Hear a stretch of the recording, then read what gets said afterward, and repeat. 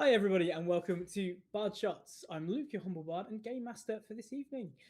Tonight, we're helping to celebrate Orbital Blue Month by, you guessed it, playing Orbital Blue by Soul Muppet Publishing. In this, our players will take on the roles of a group of space cowboys navigating the great vastness of this unforgiving universe. So, let's meet our players, shall we? Joining me today are Blue, Aoife, Hello. G, Hi. and Nuno. Hello. So, the basic mechanics of this game is that when our players want to do something, I'll ask for a stat check. They'll roll 2d6 and add their relevant stats. They have 3 muscle, savvy, and grit. Any roll of an 8 plus is a success. Below that is a failure. Sometimes they'll have the upper hand where they get to roll 3d6 and take the 2 highest. And sometimes they'll be going against all odds where they'll roll 3d6 and take the lowest of the 2. We'll see as we go along. But we will explain the mechanics as we go, as we get into things like combat and potentially space combat. But if my lovely players are ready, let's get into it then. So, out here, far from the polished stations and clean contracts of the core, things run a little differently.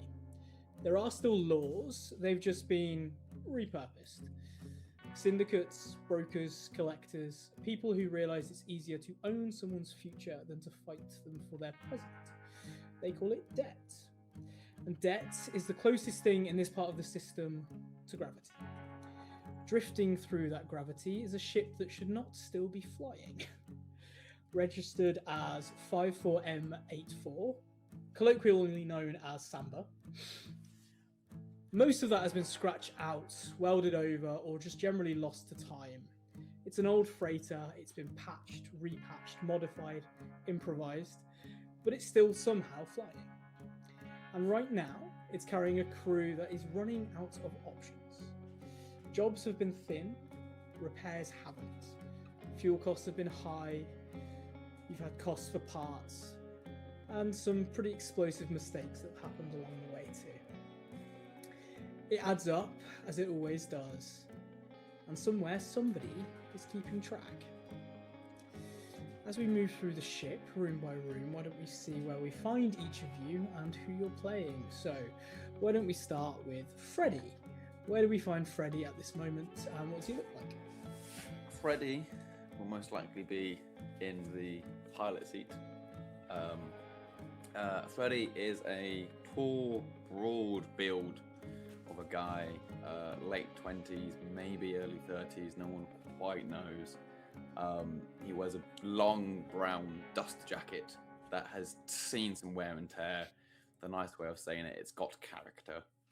It's got patches of different ports and stations that he's been to, almost like fridge magnets. The obvious thing about him is his left leg, completely robotic, that has been welded, patched together by various different hands. There was exposed wiring, there's gears turning, there's a ticking sound that definitely wasn't there yesterday.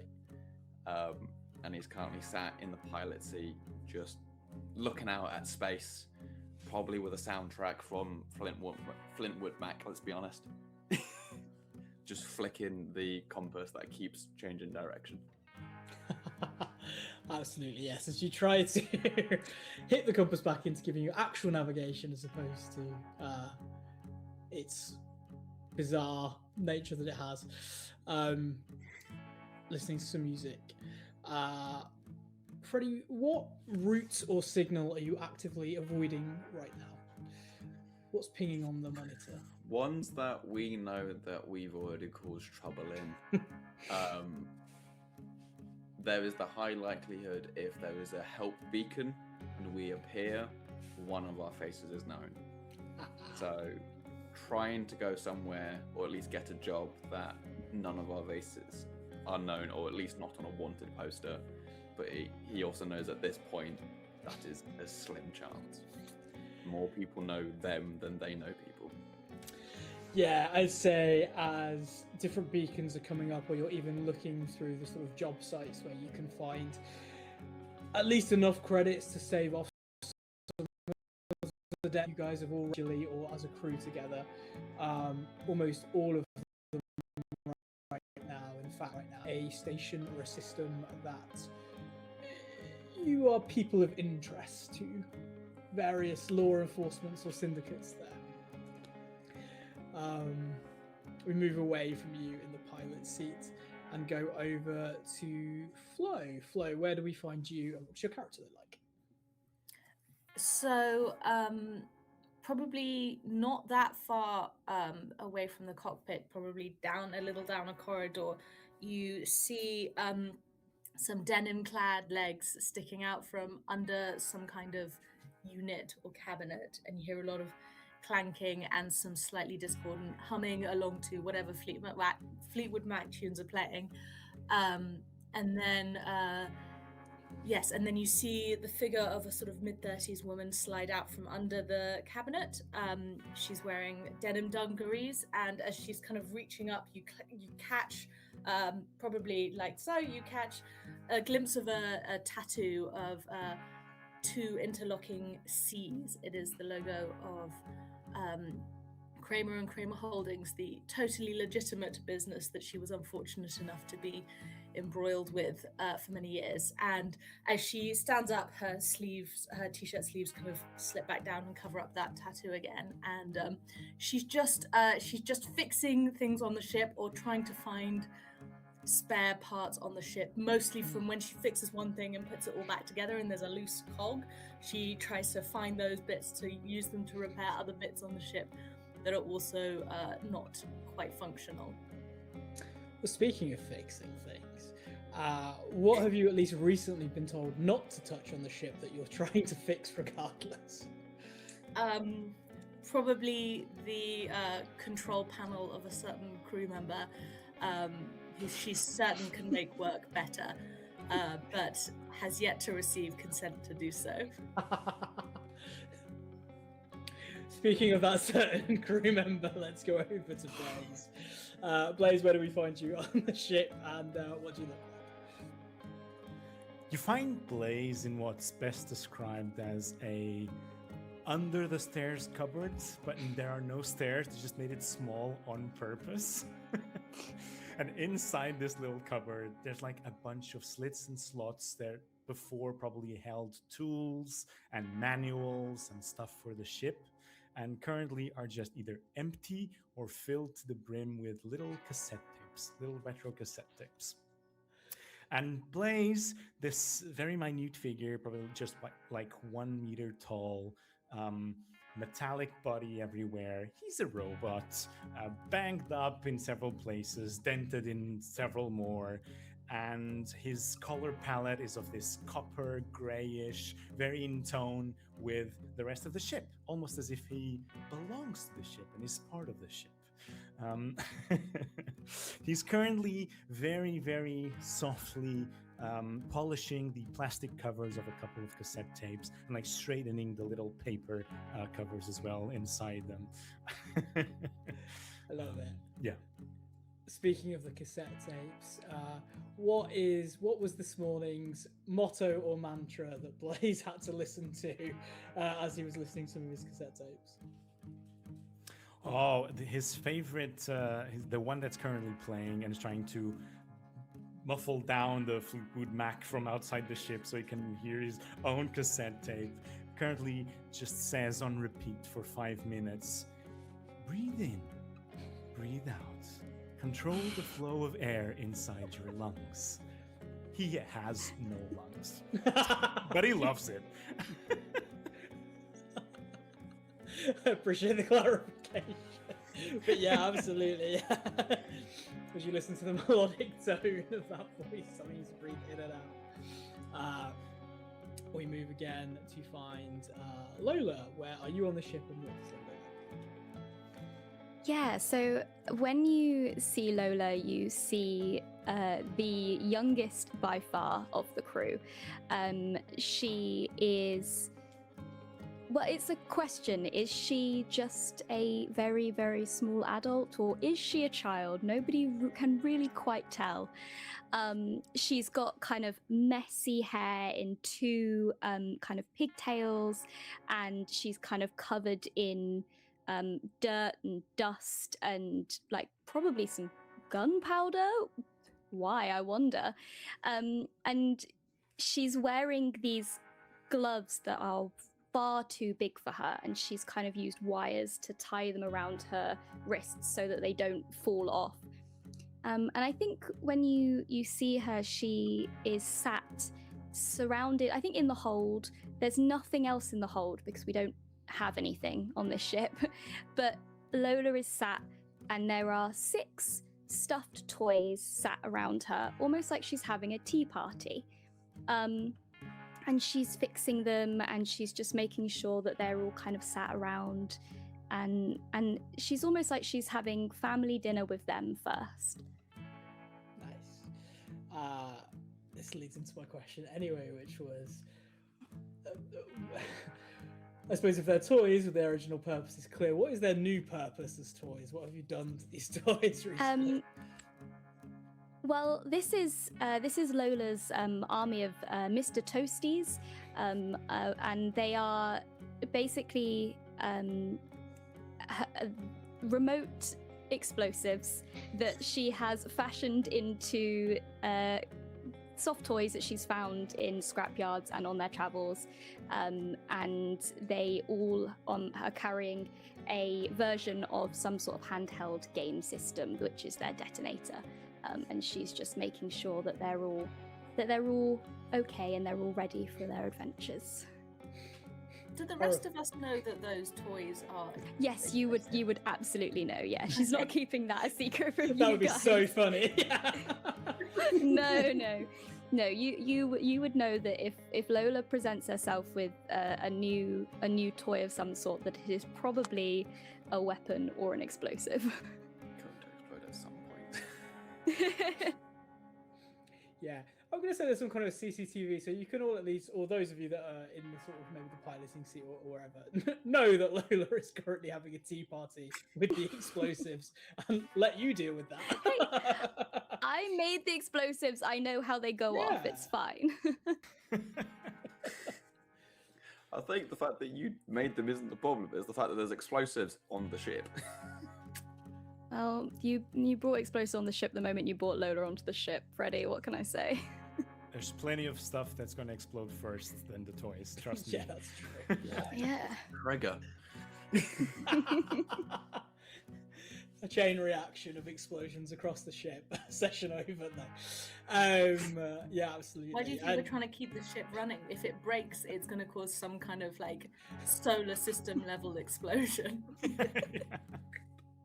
Is that the plan? Is this why you've got all these explosives? Just take out a whole solar system. This is very different from the Molotov cocktail from 10 Candles Out. Oh no, don't call me out like that. Oh dear. But yeah, you're absolutely right. There are many things on this ship that are probably primed to break down at any moment in time, considering the amount of wear and tear it's had over many, many years it's been around. But yeah, you have this time on the ship. You've got a little bit of time before your sort of normal family dinner, so anything that you guys want to get up to or look out for, let me know. I think Freddy will get up, stick the equivalent of cruise control on. Yep. Hope for the best. He's done this enough times where like it knows where it's going, right? Yeah. And we'll sort of do almost like a lap around the ship, just making sure everybody's doing their due diligence, but also not causing any trouble. Because even though we are a crew, there is tension over certain things.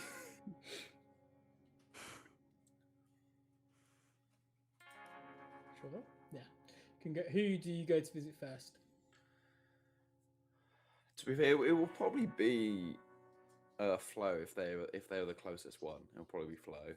Yeah. Yeah. If they see you fixing whatever needs fixing at the time, I'll probably be like, Have you got a minute? Yeah, all right, Fred. What's up? My leg's making a ticking noise. Now either it's the gears or Lola snuck in a bomb. Either way, I don't want it. Now, did you piss Lola off again? Because you When have know I that ever she not will. pissed Lola off? Yeah, fair. Right. Let me take a look at it. Where's it ticking? Excellent question, and he'll fully just detach his leg and will just give it to Flo, and he'll just end up leaning against some sort of wall, being careful not to press any of the buttons and leave things. And he'll just leave his leg with you.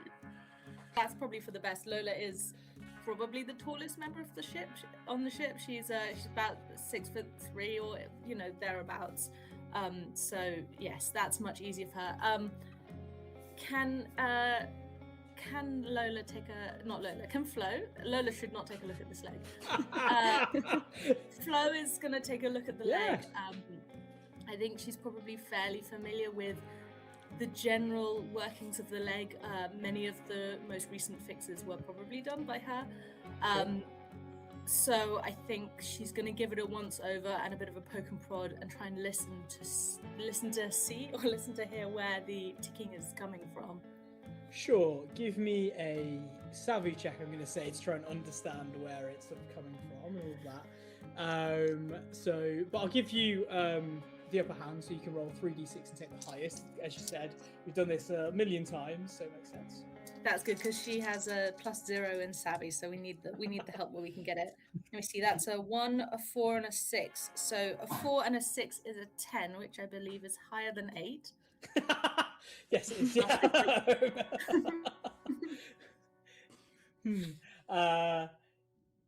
I'll tell you. I'll throw it over to you on the success. What, as you look over the leg and you'll find whatever's wrong with it. What do you think is what do you think is wrong with it? I think Lola probably knows better than to put an actual explosive in Freddy's leg. But I think she's not above scaring him. So I think she has put a timer mechanism in the leg, not connected to anything, just a little leg timer. It's ticking for sure. It's gonna, when it gets down to 0, it will ring and in the hopes of freaking Freddy out. So Flo will delicately remove the timer from probably it was tucked within the knee of the leg, remove the timer from the leg and make sure the rest of it is all working well. She will then turn the timer back to 0, hand it over to Freddy, and then before she hands the leg over, she gives it a little spritz of WD-40 to make sure that it's extra smooth. And she goes, I think that might have fixed the problem. Not connected to anything, thankfully, but definitely decided to give you a scare there. I think Freddy would sort of hold the egg timer and just go, Lola. Just take a deep sigh, pocket the egg timer, and then say his thank yous, and will continue his way to see what the rest of the crew are up to. And before as Freddy heads down the sort of corridor, Flo's just going to call out and say, look, remember it's nearly dinner time. No fighting at the dinner table, okay? Don't start something. Yeah, I know. It was my... fine. Yeah. All right. As he'll go down the halls, and you can hear the clank of the robotic leg just hitting the metal. Absolutely, yeah. Who do you go to find next? I think he'll probably leave Lola last. Even if Lola was closest, he would leave Lola last. So Sure. would head towards Blaze. Go for it, yeah. He'll most likely hear the meditated tapes first before hearing Blaze. 100%. Breathe in, breathe out. Yeah. I was like, stretch your quads. I think out of habit, Freddy would almost use that as instruction, and Freddy will do the instructions.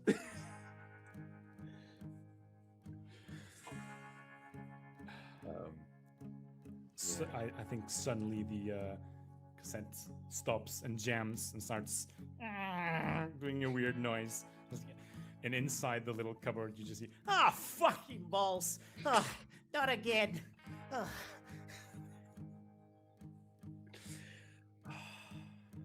You know the pencil trick, right, with cassettes, right? Huh? Who's there? What are you talking about? What pencil? What trick? Oh. Yeah, is there a door? Is it locked? I'll just open or whatever. It's open. It's open. I'm like, if you stick a pen, the cassette, the two little holes. If you stick it, you can rewind it. You can fix it.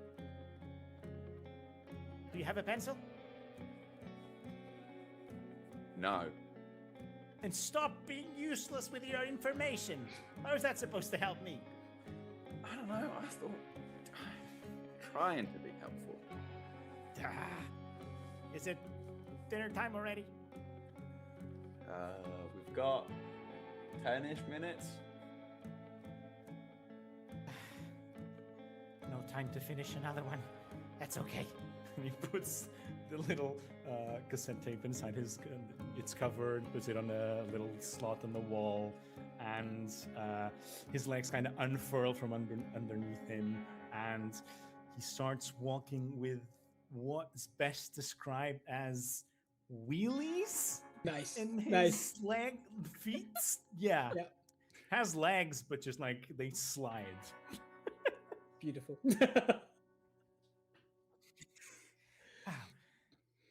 Where are we going? Well, I'm gonna go over to Lola to give her egg timer back. No, I mean, where are we going? Where are you taking us? Where's Oh, my baby, the ship, going? Wherever the ship tells us to. That he says that because he has utterly no idea where they're going. And I think Blaze asks like this of you at least 3 times per day. Are you sure you're a pilot? Yeah, absolutely. I've got a license in some stations. Okay. Lola! I mean, you're more than welcome sucks. to drive the ship if you want, but I don't know. No, I can't. I can't reach the controls. It's fine. Exactly. But wherever it takes us, I'm sure it will be a fine adventure. It always is somehow. Yeah, exactly. What's gone wrong so far? Looks around at the ship. That was a rhetorical question. Don't answer it. Yeah. As some steam just Slowly. bursts out of a pipe next to you. Yeah. And he'll, as slowly as he can, walk over to Lola without being too loud and boisterous. He doesn't want to interrupt the tea party because he's done that before and that's ended badly. The temptation to make you roll for it is too strong. I'm gonna say it's kind of like controlling your body, right? So give me a muscle roll. Lola, give me a savvy. I'm no good at muscle. This can only go well. Do I get the upper hand because this whole place is made of metal and he's metal? Got a metal leg, and he did specify my metal leg is clanking as I walk earlier. Absolutely, yeah. I'm also talking very loudly. If it helps. Okay. 7. Okay, I got 2 5s and a 3, so I got 10. Nice. Okay. Freddie, you think you're being as quiet as you can. Lola, you can hear him coming a mile away, like, so you're not shocked by any of what transpires. You've maybe been waiting for him to tell him. One thing that you do notice as well is the ticking has stopped from his leg. I think Freddie maybe turns to look momentarily at Blaze, and then like when they look back, Lola is already spun around and is like arms crossed, legs crossed, frowning because she could hear him coming from a mile off, and she's like, "You did it again, Freddie. Did you mean walk in? You ruined the tea party. You know, if you want an invitation, you can just ask. I don't want this chicken. And why are you here?" It would just take up the egg and just throw it, hoping you'd catch it. Do I need to make a roll to try and catch the egg time? No, I'll let you catch the egg time. Okay. Haha. What did you think? Funny, right? If I say no, will you be mad?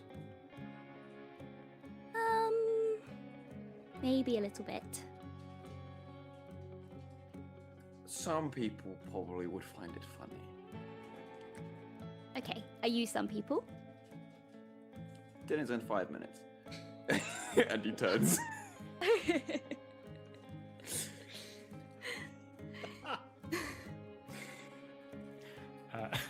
Blaze lets Freddy turn around and says, For what it's worth, I thought it fucking hilarious. Good job.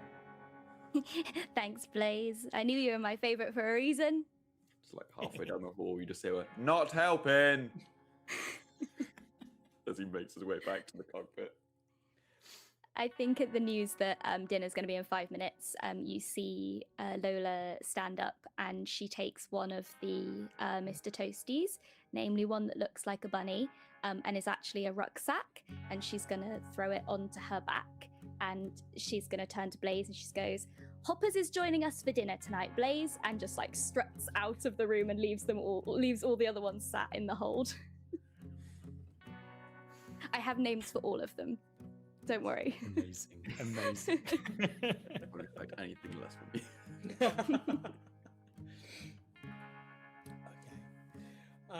Okay. Who is making family dinner tonight? Shall we roll for it?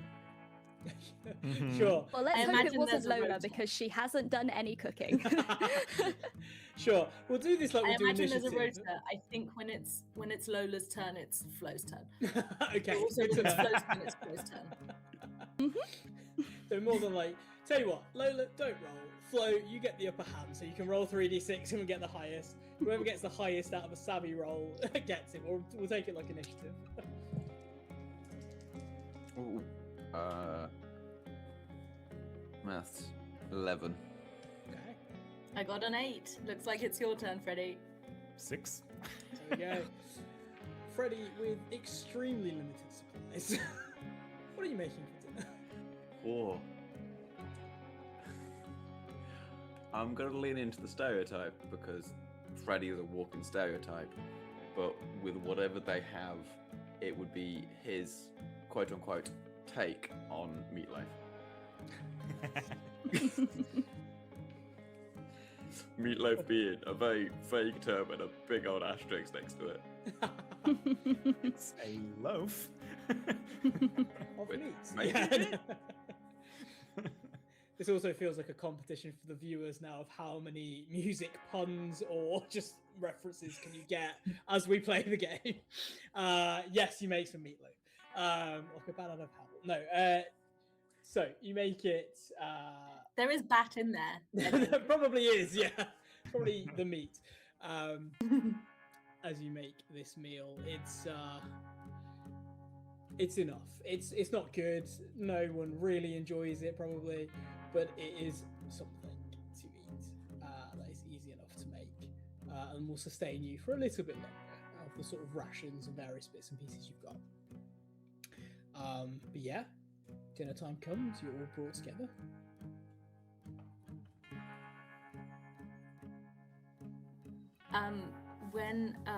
When everyone comes to sit down at the table, Flo obviously notices that Lola's got a backpack, and she says, "Who's joining us for dinner tonight, Lola?"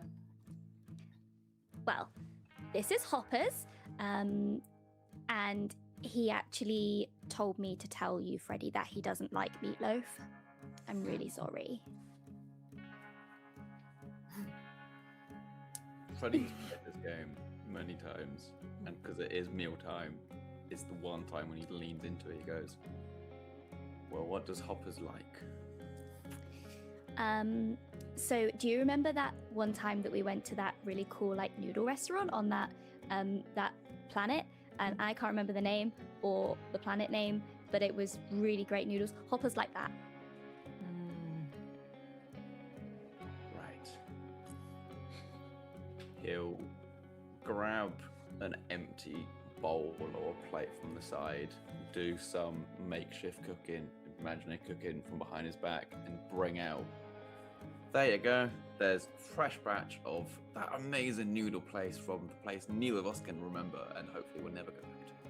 And we'll put it in front of him. Thanks, Freddie. Now, Lola, you know the rule. If any of your friends join us for dinner, Mr. Fire Extinguisher also needs to join us for dinner. Okay. And you just hear a kind of like a as the fire extinguisher gets placed on the dining table.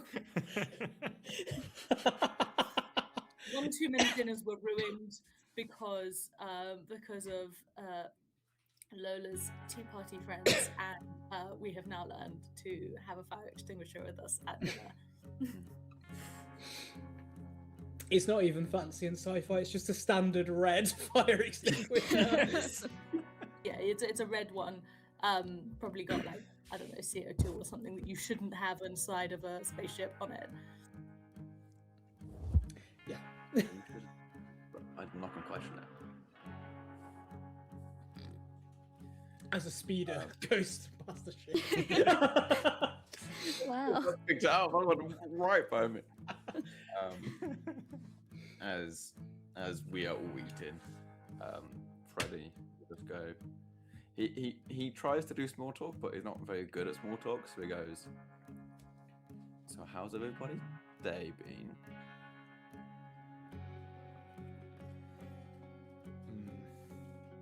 My stupid cassette tape got stuck again. And how does that make you feel? Fucking annoyed. You tell him, Blaze. Is that the breathing through peace one, Blaze? Yes. Why? We should see if we can find another one when we're next in a city of some sort. I'd like that.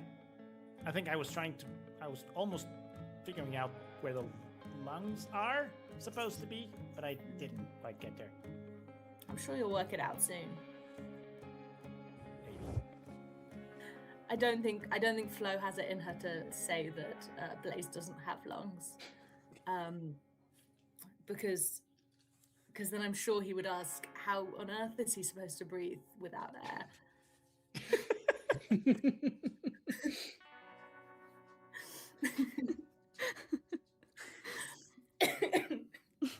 Had to throw one in there.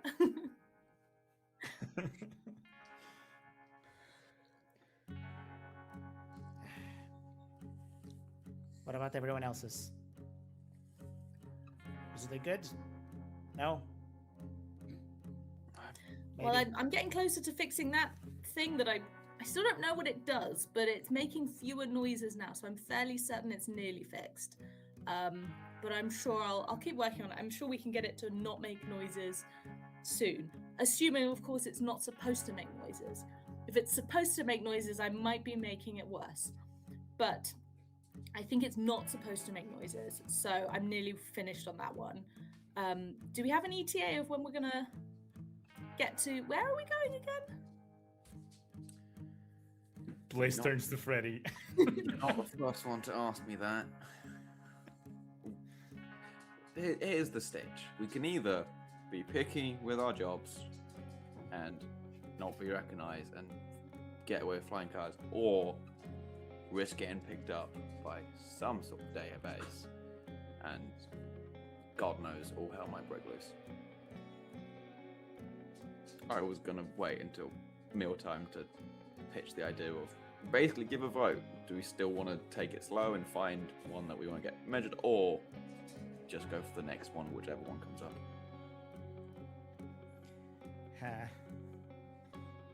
Given the state of all your faces eating this meatloaf, I think we can't afford to wait anymore.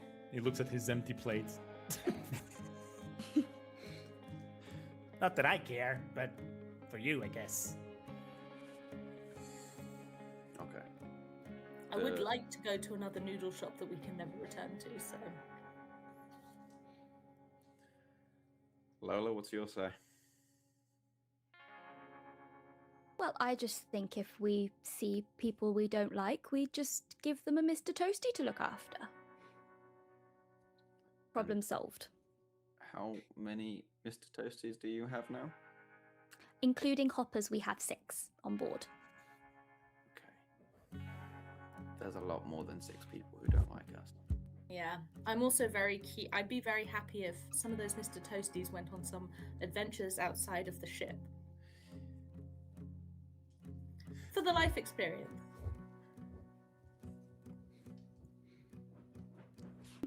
She's gonna eat her meatloaf. Flo goes, now, Lola, I love Mr. Toasties. I love all of them. I've, as you know, joined your tea parties many times and we've had a blast. Pun intended. All I'm saying is that this town is only so big, and we can probably only run the risk of a certain number of Mr. Toasties, and it's only right to let them into the wild and let them fulfill their life's purpose outside of the ship. Yeah, I suppose you're right. But you know, you don't have to be worried. The Mr. Toasties won't explode without me setting them off. No, I know that's true. So if I'm not going to set them off, then we're all good. How long have we been sat here with Hoppers? And Hoppers hasn't gone off yet. No, you're totally right. But still, you know, they've been designed for a purpose. It's only right to let them run wild and free, and you know, explode to their heart's content somewhere a safe distance from the ship. Oh yes, I won't let any of them go off on the ship, don't worry. Good. Okay. Not after last time. Yeah. We've just patched that out, haven't we? Yeah, we have. Good. Okay. So it's settled. Whatever the next beacon signal comes in, we'll take. Sounds good. Fucking brilliant.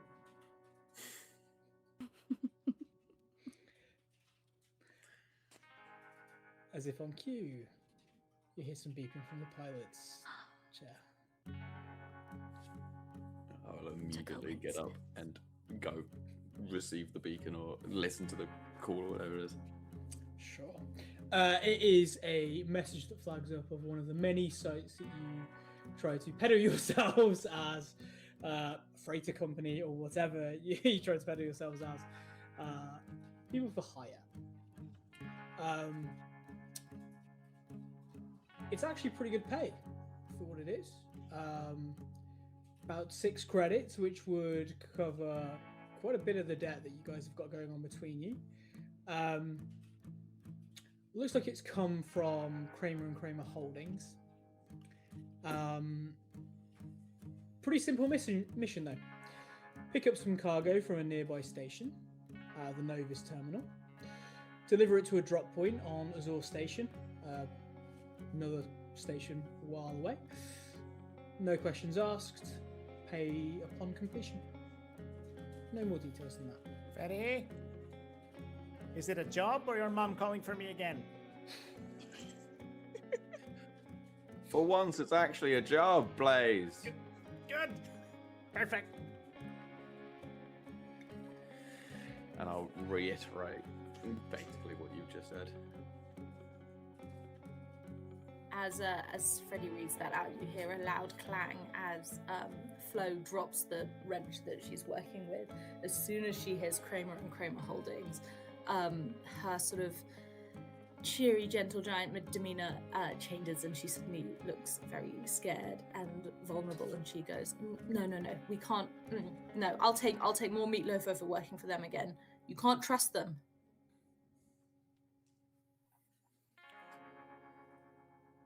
I see the logic. Maybe Shouldn't so. we- Go for it. I see the logic. Shouldn't we then take their credits by doing this job, making them poorer and us richer? They'd sooner take your life than let you take their credits.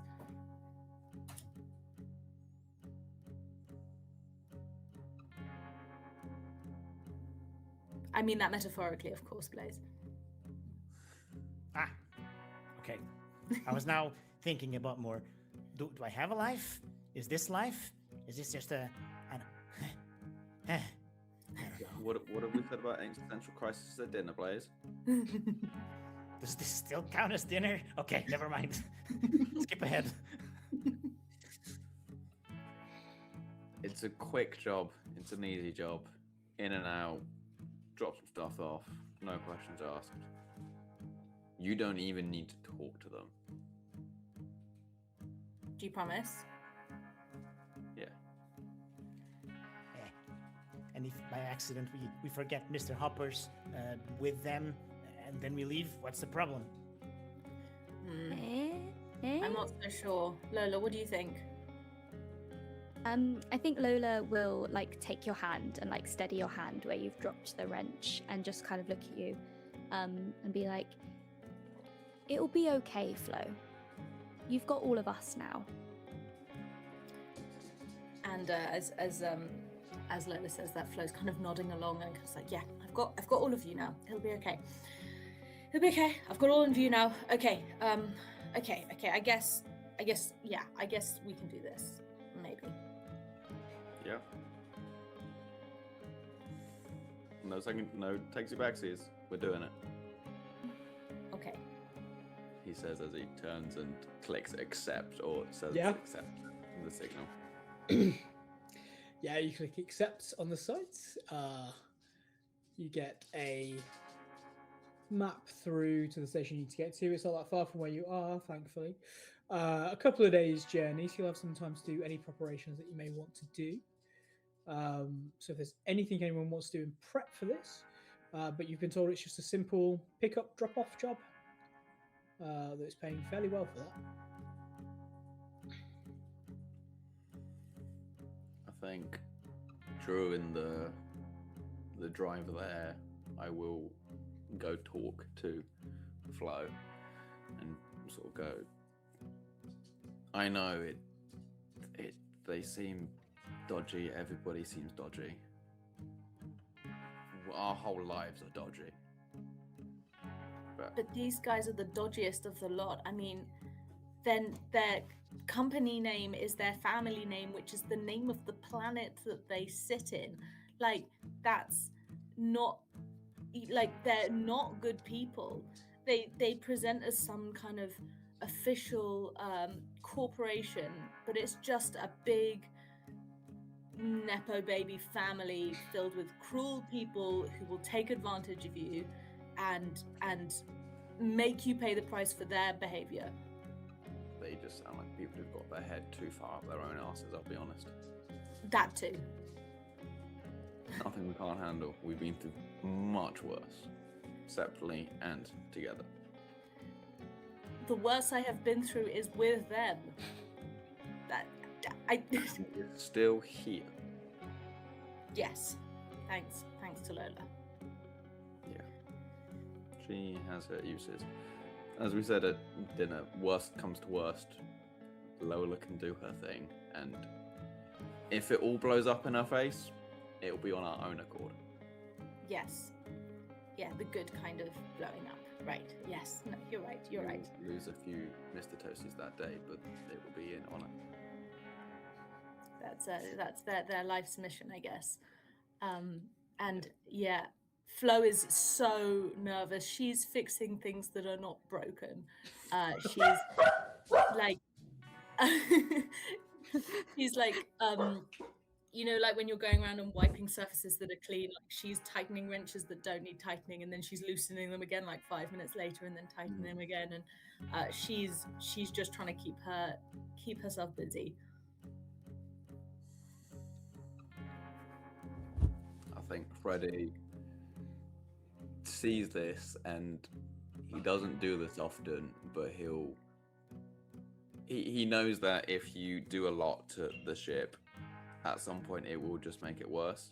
So he'll on purposely bend his leg the other way, hand his leg over to The mechanical one.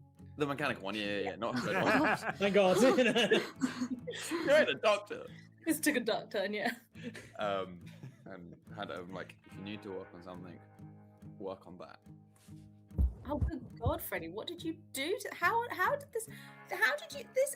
You need to take care of this thing. It's not cheap. And she just starts like lecturing you as to how you need to take better care of your leg, and how on earth did you manage to break it this time? This is going to take her at least a day or two to fix. She's got other stuff to do, and but you can see that as she's ranting at you and as she starts like examining and like disassembling it, you can see that she is starting to calm down a little bit. So I think that on another level, perhaps when she's calmer, she will recognize that that was done on purpose, and she will be very appreciative. I think at some point he will leave you with the leg and try and hop his way back to the cockpit and just sigh. Will flick through some music track and just stick on his driver track, which is the train, and just let that play throughout the ship. Nice choice. Okay. Blaze, Lola, anything that you guys are doing on the couple of days you've got before you get to the station? Blaze is very carefully choosing which cassette tape he'll take inside his little device inside his chest. And I think he's settled on one that is more self-helpy this time. It starts something like, "You are the master of your own destiny. All you need is inside you. You must trust your strengths." And so on. I think I'm gonna need like an actual recording of this because I could listen to that voice all day. It's so calming. I'm also glad you're a second gig. I'm totally imagining Blaze listening to the kind of all you need is inside of you as he's like packing various bits into some kind of storage compartment that he does have. And he's like, right, yeah, I have all I need. Exactly. It's not figurative, it's literal. Tape, of course, Yeah. The first thing we release as merch is just you recording various self-help lines on a mixtape for us. A t-shirt that says "All you need is inside you," and it's just like Blaze's stomach with all of the cassette tapes and all the things he's packed would be amazing. That's so cool. I really love that. That feels very kind of Futurama-y.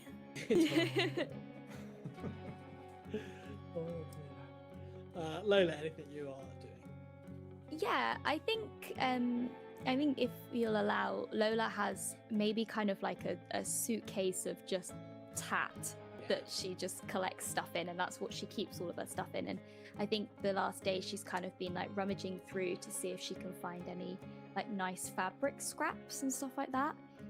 Sure. And she's gonna, once she finds like two kind of nicely coloured pieces of almost like ribbon, she's gonna wander over to Flo, and she's gonna say, we all know about your tattoo, don't we? We've all seen your tattoo before, don't we, Flo? Yeah, well, you know, it was a different time, and you know, everyone was doing it, and I didn't want to. I thought it was a good idea just to like get in with the big guns, as it were.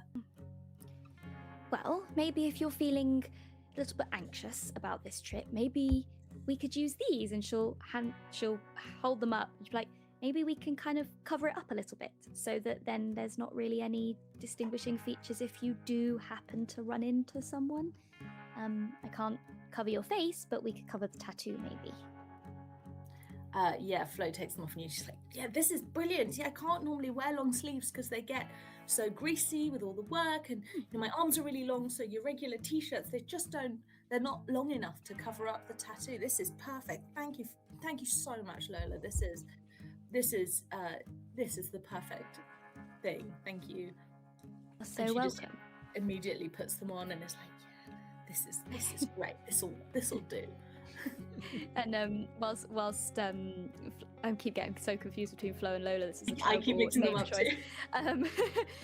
While Flo is talking about, you know, things being too big and too long, I think Lola kind of looks at herself with her huge gloves, and she's got like a pair of kind of almost like the Carhartt kind of dungarees on, but they're like rolled up so many times on the legs to make them kind of short enough on her legs. And like she is in oversized, but that's what she wants to wear. But it's funny to hear Flo say, oh, things are sometimes too big and they get in the way, and she's just like swamped in everything she wears. Yeah, meanwhile Flo is wearing like 2 sizes bigger than what Lola's wearing, and also the trouser legs of her dungarees are completely unrolled and still her ankles are exposed. Just tall people problems. Yeah. And then I think Lola's just going to spend the rest of the time kind of tinkering with the little bits of kind of armor that she's fashioned. So she's kind of used scrap metal to make like a little pauldron, elbow pads and knee pads, and she's just going to make sure that they're fitting tightly for the next day. Yeah, absolutely. You can do all of that. Your journey goes on. You're not interrupted on the way. And it's not too long then until you see yourself at a space station. It is an enormous structure of metal. There are various bits of neon signage on different areas pointing you to different directions as you get to the Novus terminal. You are able to dock your ship, where people do. The crew there that help you dock quickly write down your name as TBD. You are known by that, whether you want to be or not. But you've been told really to go to the heart of this station to collect the cargo, which hasn't been named what it is or what it does. But there is all sorts here. There are bars, there are food places, various bits to shop as well. You will have a couple of credits between you, probably just about. Should you want to go and do anything else in particular first, or explore around?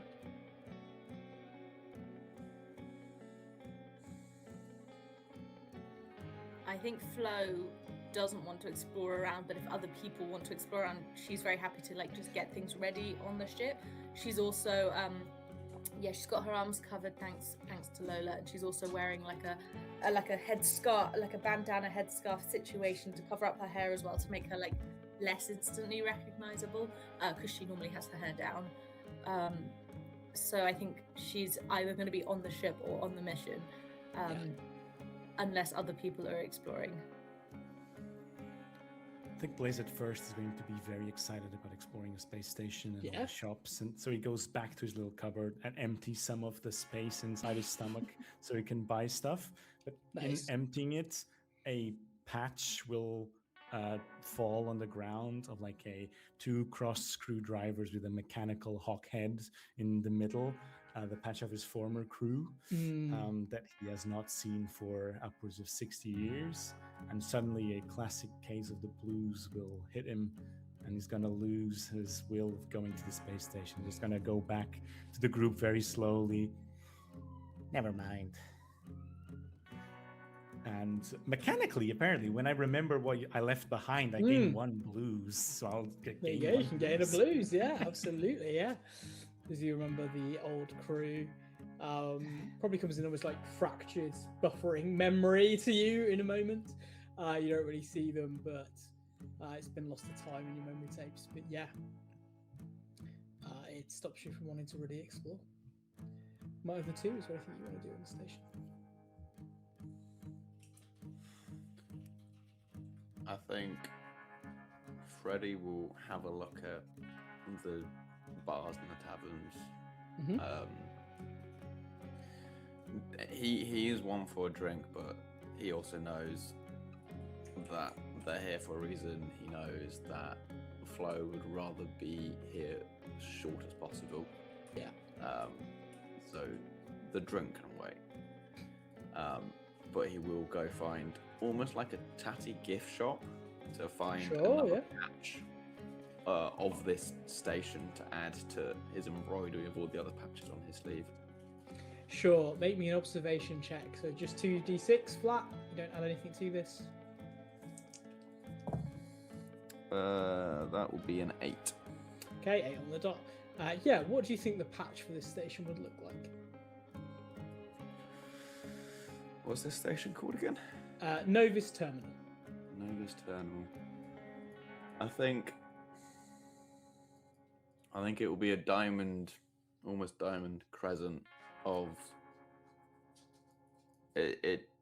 I feel like it would be something abstract that is obviously trying to be one thing, but as a passerby, it's just a shape. Yeah.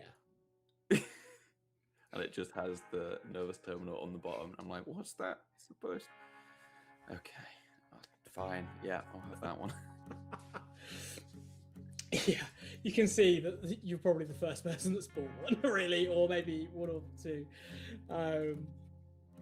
As you buy a little patch, doesn't cost much. Pennies compared to the sort of credits that you have, but yeah, you can add it onto your list of bits and pieces. Lola, is there anything you're doing on this terminal, or are we just going straight for the prize? I think if Freddie leaves, then Lola would also leave. I think she's got her rucksack on and she's off and she's following Freddie until something else takes her eye, probably in the form of just unwanted toys that she can use. Even if it's like a dump bin or even if it is an actual bin, she'll just kind of be strutting around next to Freddie until something takes her fancy. Sure, make me an observation check. So just 2d6, nothing to add. An 8 exactly. Okay. You can tell me where you find it and what you find.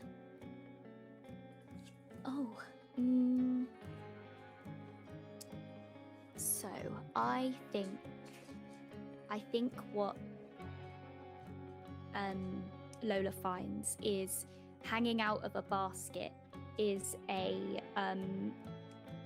well, at first she's like, is that a snake? And she goes to have a look, and it's certainly not a snake, but it is a old handles broken off the end, pink sparkly skipping rope that obviously nobody wants anymore. And she pulls it out. She's like, yes, and she like rolls it up and she attaches it to her to her belt, and then she kind of just like spins around again, hands on hoppers, and she's like back to Freddie. She's very accomplished with her find. Absolutely. Yeah, you find those bits and pieces as you sort of navigate around a little bit of the terminal around you. Is there anything else you're doing, or are you going straight to where the cargo is now? I think those souvenirs, both for me and Lola, and then we'll head. I think it'll be a case of I turn my back for a moment to look at this hat. Lola's Yeah. She's done this before. I'll go pay for the patch. I turn back and she's just appeared with the rope. I'm like, yep. Shall we? I'm going to tell Flo that you weren't watching me the entire time, and you're going to be in so much trouble, Freddie. We both know that's not. You can handle yourself. I don't need to babysit you. Yeah, you're right. She like spins on her heels and she leads the charge back to the spaceship. He'll mutter under his breath. I don't know enough for you to hear. Bill go, "Fucking children." As he'll lead on behind you. Sure. Yeah, you end up going back to where your ship is. Flo, you make me an observation check. 2d6, please. Oh gosh, okay. Observation check is that. Remind me, that's not with any of my stats. That's just. Just flat. I will give you the upper hand though, so 3d6. Okay, good. Thank you. Oh shit. Dice down. 1 sec. There we go. Okay, well that's. I rolled a 1 and a 5, and then you let me have the upper hand, and I rolled a 3, so I now have an 8. 8. Okay. You might have wished you'd have not had the upper hand. You're tinkering away on bits of the ship, maybe slightly stressed about it. You can see your two crewmates heading back. A new patch in hand for one and a skipping rope in hand for the other. As you also see coming from the other side, lifting a fairly large crate a bunch of thugs of Kramer and Kramer Holdings. You know that they're Kramer and Kramer because they have that same tattoo that you do, as they are just carrying it over to where your ship is, and kind of dump it on the ground in front of you. I'll roll for them. They don't recognize you. You don't see a look of recognition as they sort of approach. You can only tell by that. To be fair, you're picking up. Yeah, picking up. Mm-hmm. Right. Don't look inside. Don't open it. Drop it off where it needs to go. That's all we ask. Roger that. You can put it on yourself. Okay. Okay. Yeah. She's trying to say as little as possible. Absolutely valid. Yeah. Okay. With you saying yeah, you can put it on yourself. They turn and walk away. There was about 4 of them lugging it over. They look pretty muscularly built. And you're left with a pretty longish crate. It's probably about 6.5 feet long, a couple of feet wide, a few feet deep as well. Packaged up, it's a pretty sealed metallic box that's now just sat on the holding bay in front of you. It's not been brought onto your ship. You have to do that yourselves. Flo's gonna sort of lift it from one side, and I imagine she's quite strong. She probably makes it move a little bit, but she can't lift it. And she goes, "Oh shit! How the hell am I gonna get? How am I gonna get this on the ship?"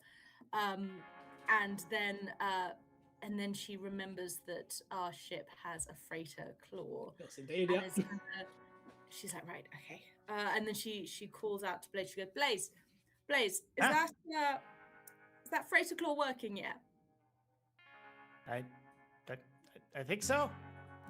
Do you know how to work it? No, it's a piece of shit. But I can try. Do you know how to work the piece of shit? Well, I can try. Right. Shall we wait until the others get back, and then let's try and use the freighter claw to get this on the ship? I don't think we're going to be able to do it on our own. And for some reason, I don't know why, those guys didn't stay and help. So, whatever. It's, their loss or something.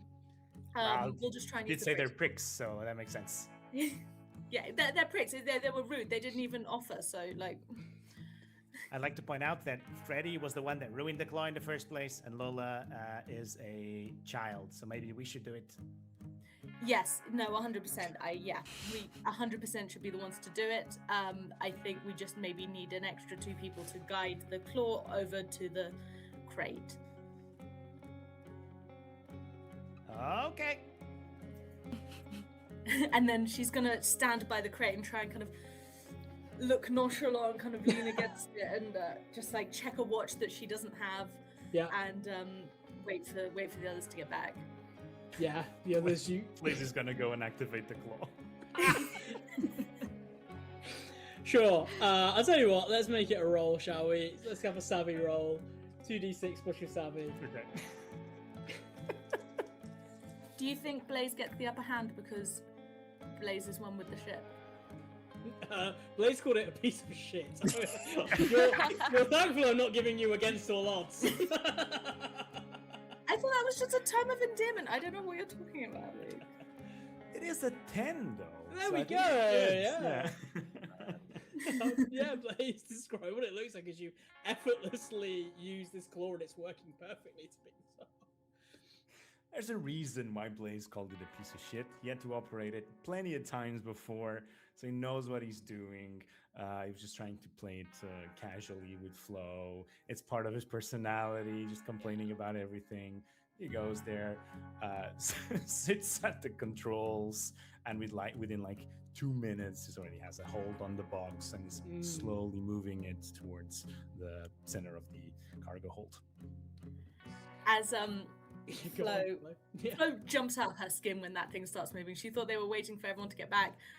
She looks up and she goes, "That dick, he said he couldn't use it." Last time I believe him, I knew he'd know how to work it. Nice. My other two you get back as the crate is being loaded onto your ship. Huh. That's bigger than I thought. That's not a climbing frame. How did you know that was what I was gonna say? That's out of game. I was quite literally gonna be like, I can't believe they operated it without me being able to climb it first. Spoilers, I used to be a child too.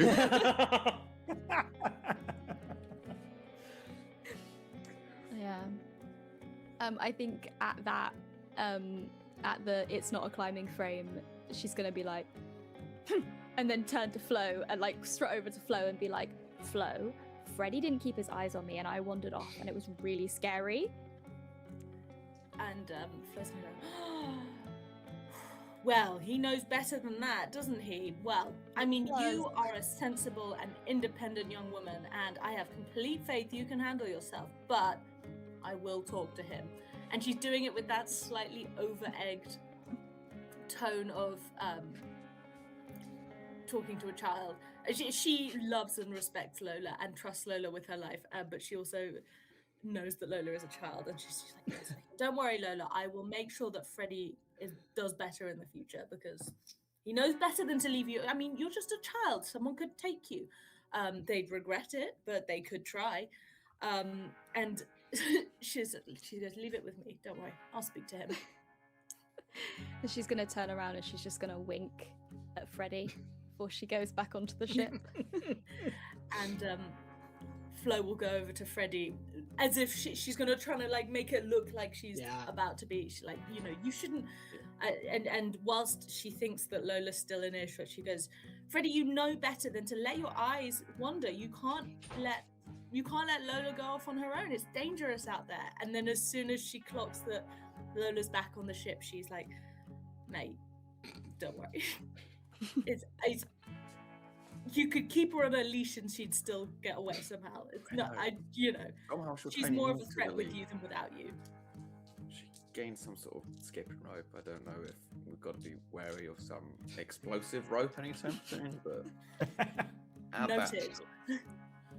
I will add another fire extinguisher to the shopping list. Appreciate it. Any? Not everything I make blows up, guys. Just 90%. Not all toys, okay? Not all toys. Yeah, hashtag not all toys. Oh no. Any clues on what that is? Went into the claw being removed. I have no clue. But honestly, probably better off not knowing. They said don't look in it, don't touch it, and I don't want to get anywhere near it. But I'm sure that the less time we have it on the ship, the better. Don't say that to Lola, because she will touch it and she will look at it. Yeah, let's try and make it seem really boring to her. I think that's the best plan of action. Yeah. It's like just a bunch of books, that's all it is. But, I mean, books are heavy. Books are heavy, yeah. It would track.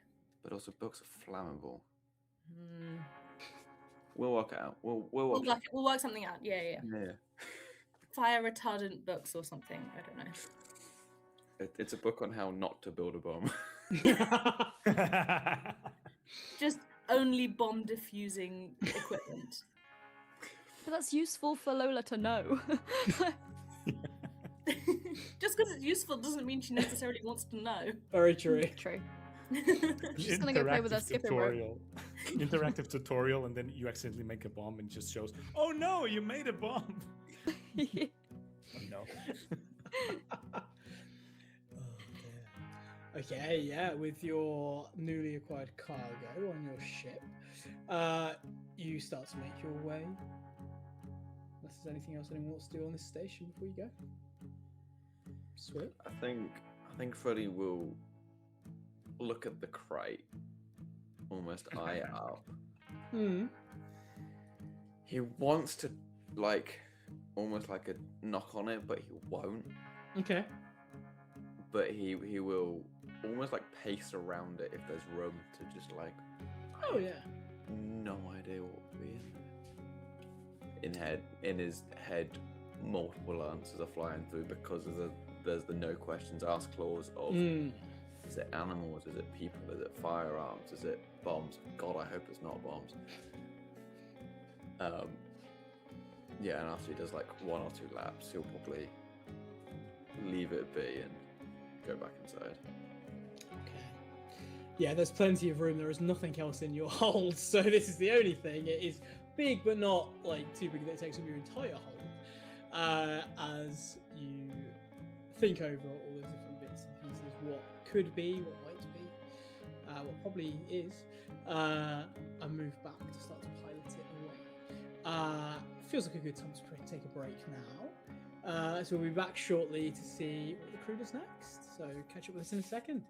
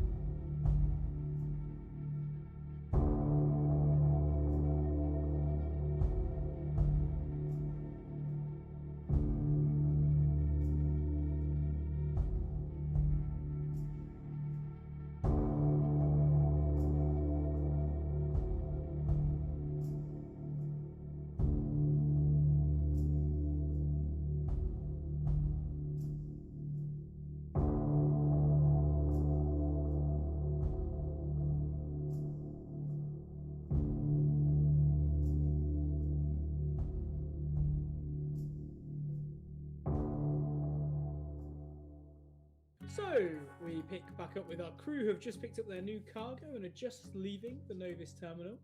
I'll hand it over to you. You have got a couple of days' journey to get to the Azul station. What are you doing as you fly through space?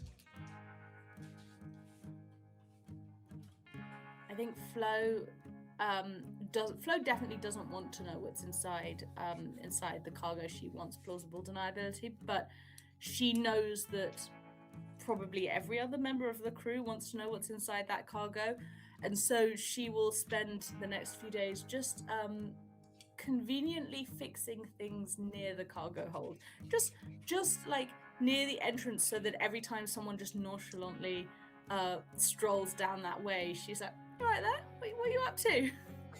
Headed into the cargo hold, are we? Wonder why? There's nothing in there.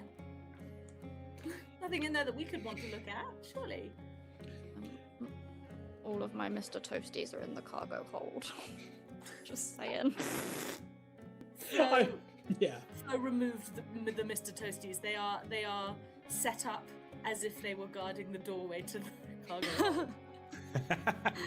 Okay. Whose temptation do we think would have been sparked first to go and investigate what the yeah, we go.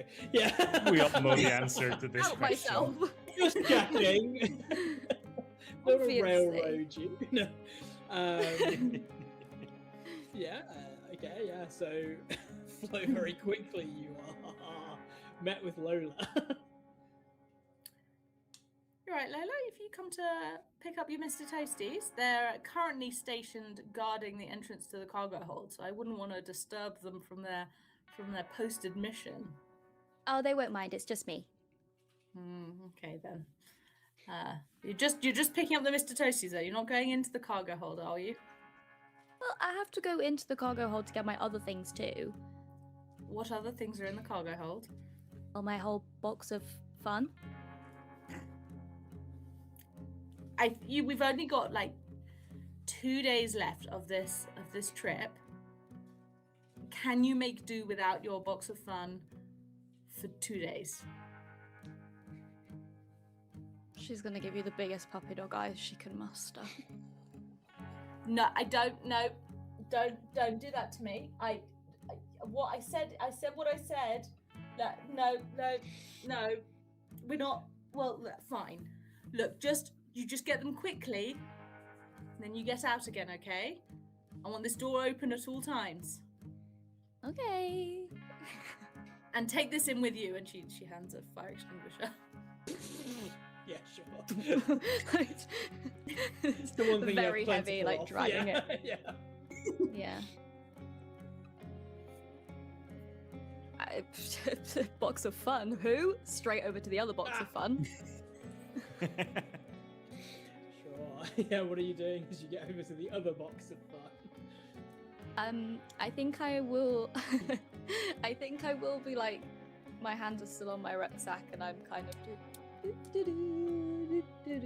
like looking like I'm not doing anything, and then kind of just sidling closer to the box, and then I think I'll just be kind of like walking around the box, but not close enough that it looks like I'm doing anything, but I just want to have a look at it to see like how it's fixed down, and like, is there anything on the box that would suggest if it's fragile or if it's explosive and all that sort of stuff. But I'm not getting so close that Flo will come and tell me off. But Sure. Yeah, okay. I won't maybe I will. Flo, give me an obs check just to see. So just 2d6 straight. Lola, give me a savvy check to try and see if there's anything interesting or more interesting about this box, apart from the fact it's just a mystery. Flo rolled a 5. I imagine the box is taller than Lola. Yeah, probably. You set it up right, I so rolled it's 6 bit high. Yeah. I rolled a 7 with my savvy, so not quite enough. 7, not quite enough. I'd say even on a 7, which is technically a failure, but you, I said the first thing you probably notice is that it has a arrow pointing this way up, and you currently have it vertically up, and it should be horizontally up. So you've not got it in the right way at the moment. If we're making it so that Lola can't be seen, so it needs reorienting a little bit. It does have a fragile sign, but nothing else really of note sticks out. There's a few markings that seem to have worn away a little bit on it, and you can't quite work out what they would have been. Okay. Is it like a metal crate or is it a wooden crate? It is metallic. So most of the signage is kind of etched in. Looks like it's fairly... Yeah, I'll give you on that. It looks like it's fairly thick, metallic. Like I say, it's about 6 feet tall, just over 6 feet tall, a couple of feet deep, a couple of feet wide. But yeah. Okay. I think Lola knows better than to try and get into something like this. If it was wooden, I think she would have tried, but I think she knows. She knows that Flo's got her eyes on her, so I think she's going to be more tactical about this, and she's going to leave the fire extinguisher just in the middle of the room. She dumped that as soon as she could, and then she's going to go over to her box of fun, and she's just going to pull out the first thing she possibly can find in there. It doesn't matter what. And then she's just going to walk straight past Flo with the thing and be like, "I got it!" And then she's going to go straight to Freddy. Great, yeah, go to Freddy, yeah, sure.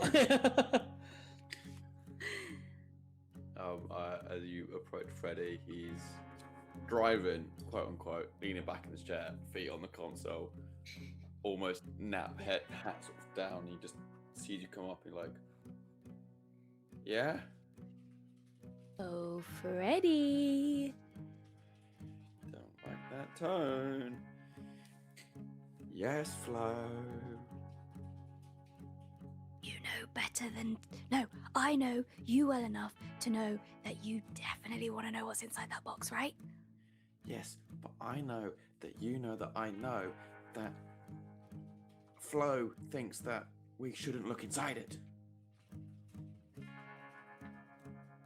But what if I really, really want to know what's inside the box?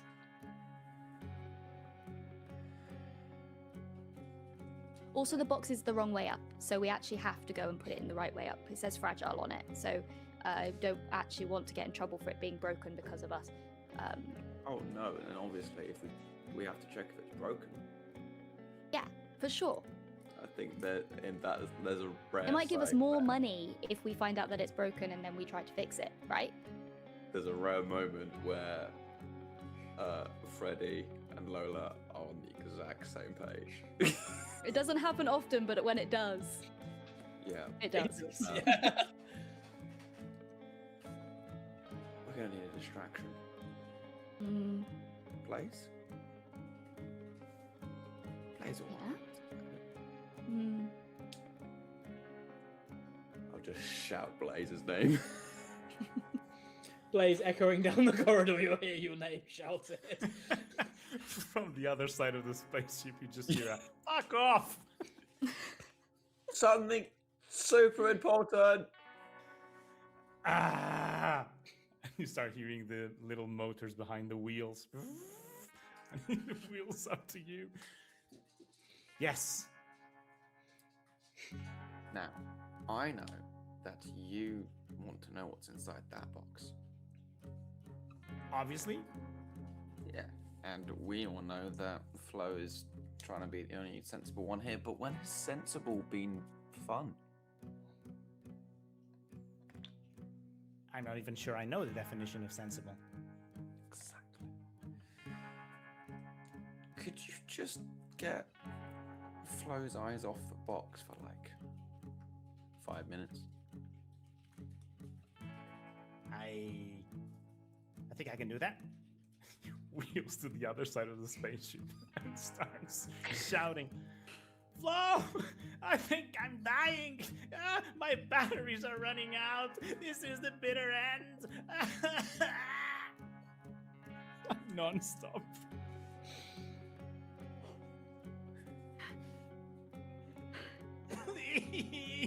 Someone, it's my dying breath. I think I can feel my lungs finally as they fail me. I suspect this is not the first time that Blaze has believed that he is dying. This may be the first time he's faked it. Flo wouldn't know either way, but it's definitely not the first time he's felt like he's dying. So, so Flo sighs, hangs her hammer off her utility belt, turns to walk towards Blaze, and then stops, turns around, closes the door to the Sure. corridor. Is there a lock on the door? There's like a keypad lock or something? I'm gonna make this a savvy roll to see in this moment if you can figure out that it's a bit of a ruse slash that there is a keypad. We'll kind of pull that all into one. So you won't get advantage or disadvantage. Just a straight roll, 2d6. What's a 3? Flo. You are so has been- panicked. Yeah. He has been thoroughly hoodwinked. She's looking to try and lock the door, and she's like, "No, I have to deal with Blaze first. This is he can't die, but we may die if we don't fix this soon." And so she just shuts the door and then sort of runs down the corridor to Blaze, and she's like, "Blaze, what's the problem? You don't. I hate to break this to you, Blaze. You don't have lungs." You don't understand. since you woke me up, we don't have money for my repairs. I feel my parts are failing day by day. This new life of mine is a curse. A curse. Just shut me off, Flo. Just shut me off, please. And my suffering. Flo goes, okay. And she kneels down next to Blaze, and she I correct me if I'm wrong, I imagine Blaze is laying down. Oh yeah, absolutely. Yeah. She picks Blaze up in her arms and she just kind of strokes his metal head, I guess, and goes, breathe in, breathe out, feel the air filling your lungs, breathe in, breathe out, let your worries wash away like the blood flowing through your veins. Breathe. And she's just recite, because she's heard Blaze play that tape so often, she is just reciting that tape and just slowly, gently just stroking his sort of cassis. I guess, is that how you pronounce that? Chassis? Cassis? This is the wrong time to realize I don't know how to pronounce that word. Cassie, I think. Cassie? Yeah. Aoife wouldn't survive on a spaceship. As she strokes the hull of Blaze. Yeah. And tries to soothe him. Blaze is going to lower his tone a little bit and just go, I feel them, my lungs. I feel them. and like his lights in his display eyes are very, very minute and small, and then he perks one up and like goes full size just to see those two squeezing past in the corridor. Yeah. For how perfect... Yeah, I think this might count as me complaining about my current life, so I'm gonna get another blues from this. You can mark another blues, yeah. I'm gonna say for Flo, that was such a perfect moment. The next roll you get, you can have the upper hand, because that was so well done, so I appreciate that. My other two, though, you hear all of this going on. This is the perfect moment to make your mad escapade over. The door is unlocked. You are able to go in if you wish. We'll go in. I'll be like, okay. Now what? Well, I do actually think we should lie it down properly, but I'm not strong enough. You think I am? Or maybe together we could do it. And Mr. Hoppy. Or Hopper. Hoppers, whatever. They've all got so many names in my head. Let's try. will go around and try orientate it the correct way. Okay, how are we going about that? Just for my own clarification. That's a good question. How? Wait, said- so you said it's 6 foot tall? Mm-hmm. You said the arrow is that way and it should be that way. No, it is that way. It should be that way. Oh. Okay. In that case, then. Nobody tell them.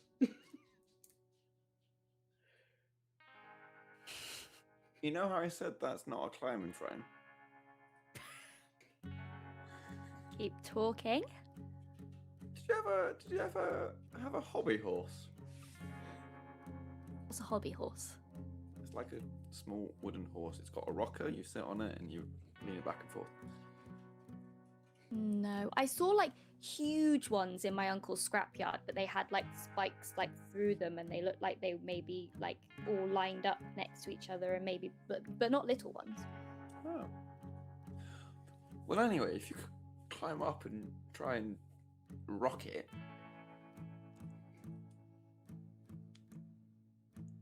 Just Wait. like move all of your momentum forwards as you hang off the side. Do you think that's gonna squash me, Freddie? Not if I get to you first. I don't trust that. I'm sorry.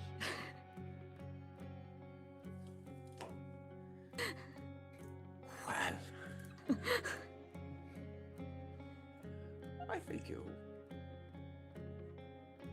Do you have any better ideas? Maybe we should just ask Flo. Flo will become a panic attack, and she's already dealt with my Yeah. leg twice.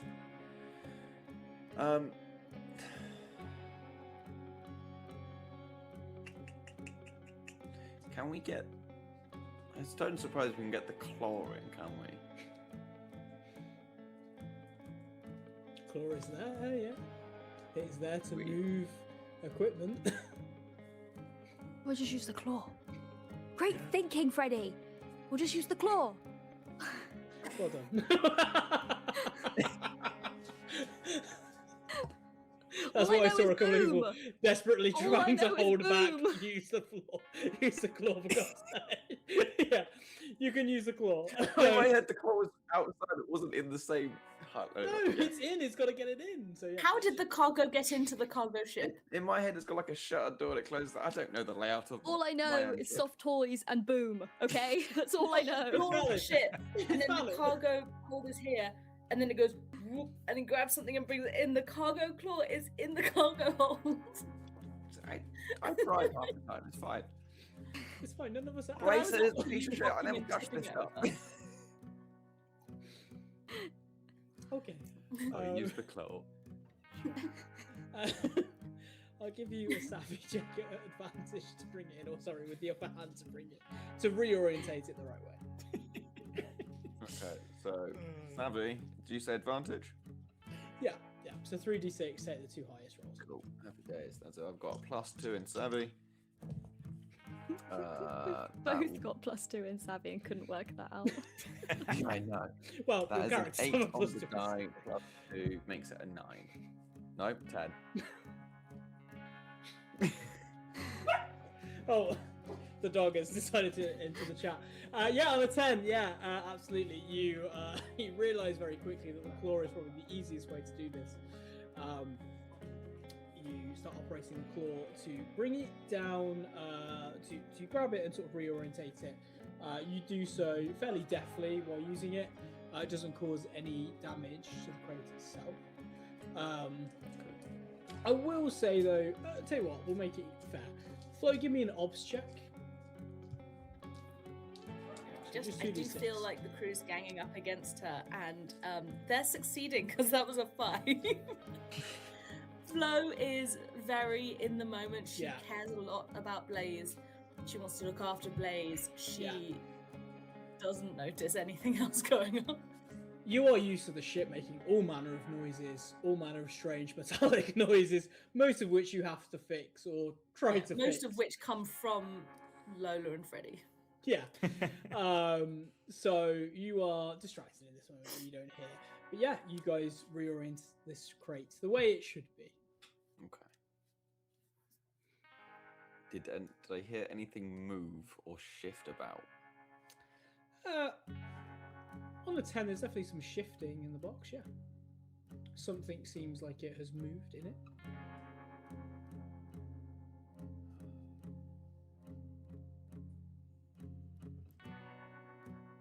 Who wants to go knock on it?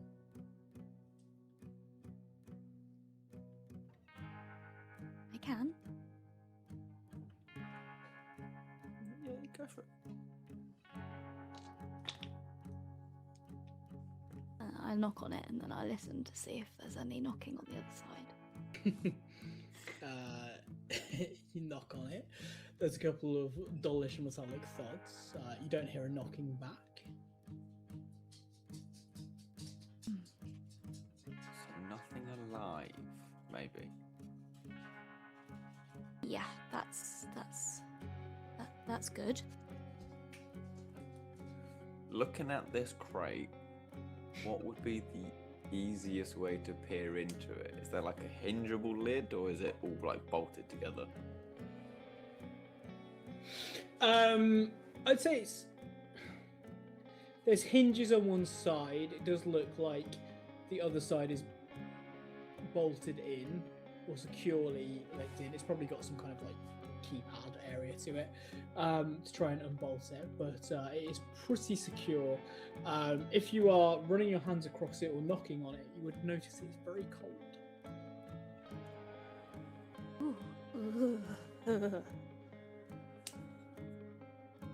Need a Mr. Toasty in here. What are the bets that's just not lots of ice cream? I have a feeling. Ice cream. It's not ice cream. I don't think it would be ice cream. I think we would have been told if it was. Not if they want to keep all the ice cream for themselves. Flo did I wouldn't say- tell you if I had lots of ice cream. Sorry, Freddie. No, I'd no, want but would some you tell ice other cream for people, or myself. would you just not tell me?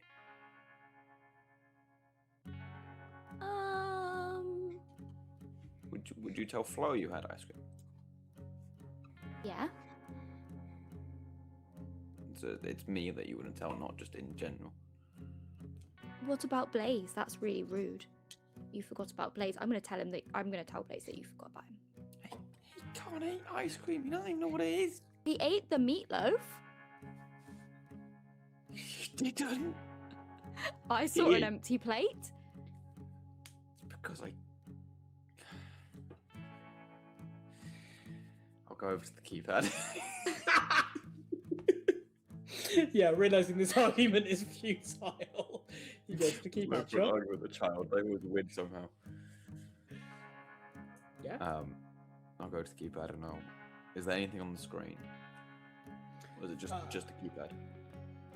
There is a small screen to it. It looks like whatever this takes 6 digits as a code.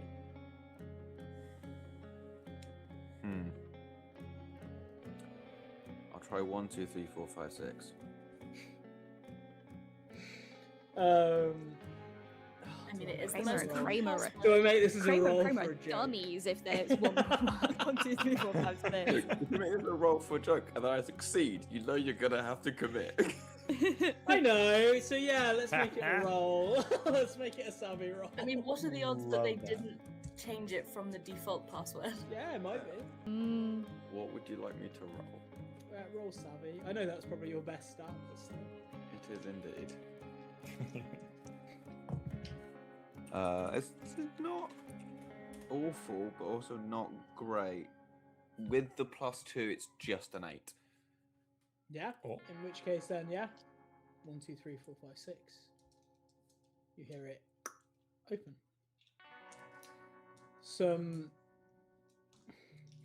I think you probably think it's smoke at first, and maybe one of the Mr. Toasties has gone off. But you realise quite quickly it is more like the sort of mists of dry ice as this box starts to open. There's a knot at the very least. Well, as soon as I hit it and it starts turning, I'll sort of peer around the corner, look at Lola. I think the moment that you like actually open the box, all of the fun has gone for Lola, and she's like, "What have we done?" Flo's gonna be so mad. Like it was a game up until we actually got in, and I don't think Lola thought they were gonna get in. And then she's like, "Oh no, I'm gonna have really upset Flo," and she's like slowly backing away with her hands on the rucksack. You can't leave me in this. We're in this together. You can't. Lola. Okay. I'll look inside the crate. Okay.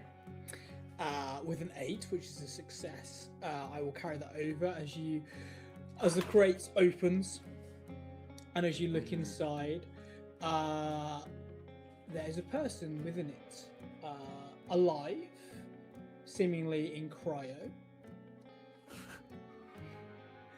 Yeah. Would I be the only one who can see this? Because I assume this is the lid opening up.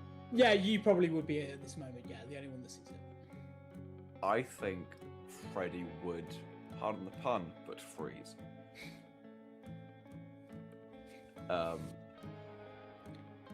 He would just look down, look at Lola, and just shake his head.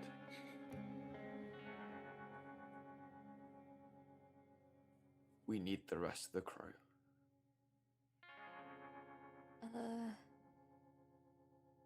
Are you sure you want? Could we just close it and just like act like we didn't know? Now, I've not played many poker games with you, but I don't think you got a good poker face. Don't know what a poker face is. Fine, proven. I will close the lid, make sure it's locked. Hopefully it reseals. Yeah, it does. Yeah. Take a step back. You know how you've always liked making new friends? Yeah.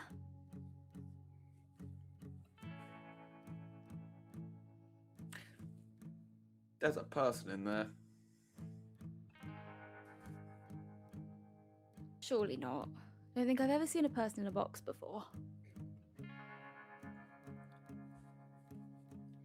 I don't think I have either. Well, are they okay if they're in the box? Why didn't you let them out?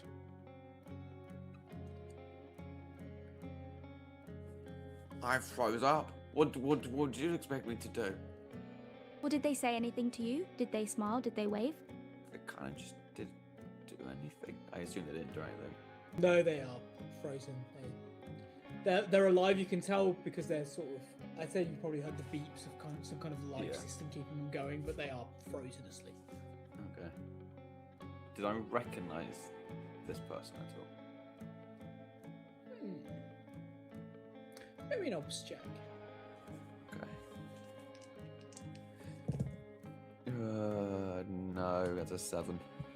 7. I'd say no. They look female. You can't really tell much more than that. Okay.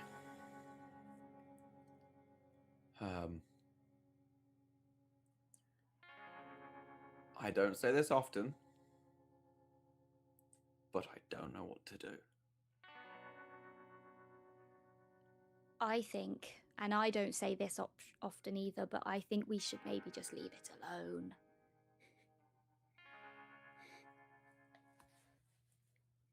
Yeah, maybe. Maybe so. He's saying this as he just is not moving his eyes off of the crate.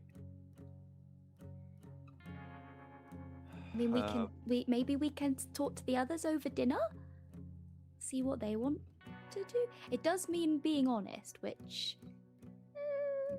No arguments over dinner if we just make it a really long dinner. Exactly. If dinner just never ends, then if I just don't eat my meatloaf, then dinner's not over until I finish my plate, right? Yeah, those are the. I'll just shout. Dinner! Knowing full well it's not. Yeah. Flo and Blaze, hours early. Dinner is called. From the direction of the hold.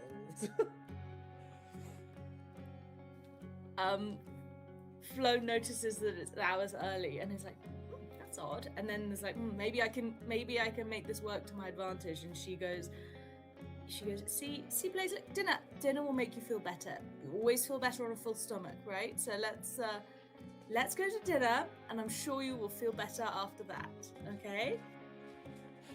For the other time, I don't eat. Metaphorically speaking. But okay. And he stands up like super fine. And Flo sees this and is like, yeah, you did a good job. Good job, Flo. You did good on this one. You're finally starting to understand Blaze. We're getting there. Oh no. She's not the sharpest tool in the shed. She's just very well-meaning. Okay. Let's go get some food, Lola. Lola is going to place Hoppers sat on top of the box Okay, yeah. to keep watch. Sure, yeah. Is there... I don't know if we ever established, but is there a camera in this room? Yeah, I'd say you've probably got cameras across the ship. Okay. Whether they work is another thing. Yeah, that'll be down to a roll. No. Yeah, then just Very fair. Okay. I think at dinner he would be having a screen of that room within sight at all times. Sure, yeah. You can have that. Dinner? Meatloaf? Anybody? You cooking? I didn't realise it was your turn again. I'm feeling generous. It was leftovers in the freezer. Well, as long as you've warmed it up, I won't complain. Oh, we won't. I mean, that might be a problem. Is the microwave out again?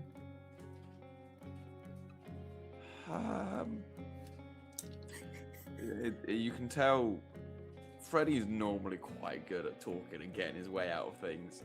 This is a different side of Freddy no one has ever seen. Wow. So now, it's dinner. What is it, Freddy? You know we can't have arguments at dinner. Freddy? There's a person in the box. What? You checked in the what? What do you mean you checked in the box? You're not supposed to touch the box. That was the one rule that they gave us. No questions asked. Don't look in the box. What? The one rule. Dinner. It's dinner. This is Lola's not just over. tapping the sign above the table Yeah. that says no arguments at the dinner table. But you have almost like Dinner? a snooker light, like dangling. Yeah. And so Flo takes a very deep breath and then reaches to get the plates and cutlery and stuff out of the cupboard above the kitchen table, and she sort of sets the table just like a little bit too aggressively. Just like thunks the plates down, thunks the knives and forks down. Just everything gets thrown on the table really, really powerfully. In my defense, it was Lola's idea.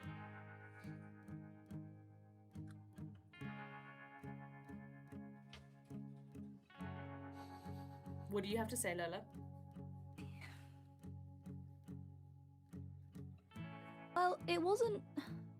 I didn't open the box. I also didn't use the claw to move the box. I also didn't use the keypad. I just was there. These are all very specific things that you didn't do, which makes me think that you or someone did do them. It wasn't me. It's their fault for having an easy to guess pin. Yeah, Kramer and Kramer are dummies, man. It was 1, 2, 3, 4, 5, 6, wasn't it? Mm-hmm. They Yeah. never change it. They never change it. They think it's easier, but it's so unsafe. The lack of cybersecurity in that company, the fact that they haven't been hacked, ridiculous. You still shouldn't have checked the box, though. They might know we've opened it. Now that we have opened it, what was inside? Blaze's suggestion, not me. My hands are off. Huh? Blaze, go open it. Can I open it again? What? You could, go check for vitals. Okay. Seems No, to no, no, worst no, thing no. I know. Opening it twice is worse. Yeah, Blaze, you wheel yourself off to the hole. You've been told the code. You can easily open it. There is a female figure inside Yep. in cryo. Does it look familiar? You can make me an ops check just to see. Okay. I think as soon as Blaze rolls off, I just turn to Lola and just mouth, "We fucked up." You fucked up. Flo is still there and says, "No, you both fucked up. It was the one rule we had, guys. Come on." I know. Look, I'm all for fucking about and finding out with the rest of us, right? But these guys don't mess about. Flo, is this a normal thing for Kramer and Kramer to do? Put people in boxes? They'll put anything in a box. Sorry, that sounded So rude. is it? They'll put anything in a box, Kramer and Kramer. There's They also never a piece specify of what the merch. holdings are. Yeah. But isn't it a good thing that we looked in the box? Because if there's a person in there, maybe they're not. Maybe they're another you, Flo.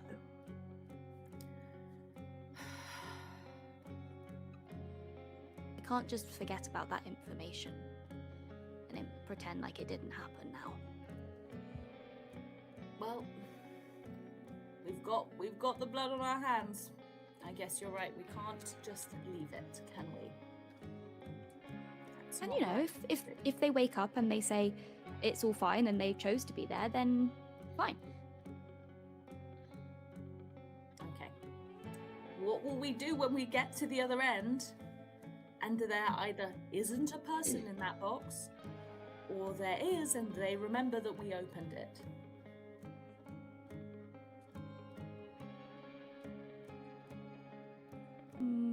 I could give them a Mr. Toasty in exchange.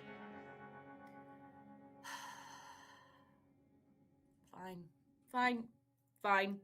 But make it 2 Mr. Toasties, because these guys do not fuck about. Yes. No fire extinguisher. Yes. Somehow this is now a treat instead of a punishment. We'll pause on you guys. Blaze, what did you roll to observe? Exactly 8. Ooh, okay. Blaze. Oh, someone is. Oh. There we go. Oh, good. We're all back. You back with us, Blue?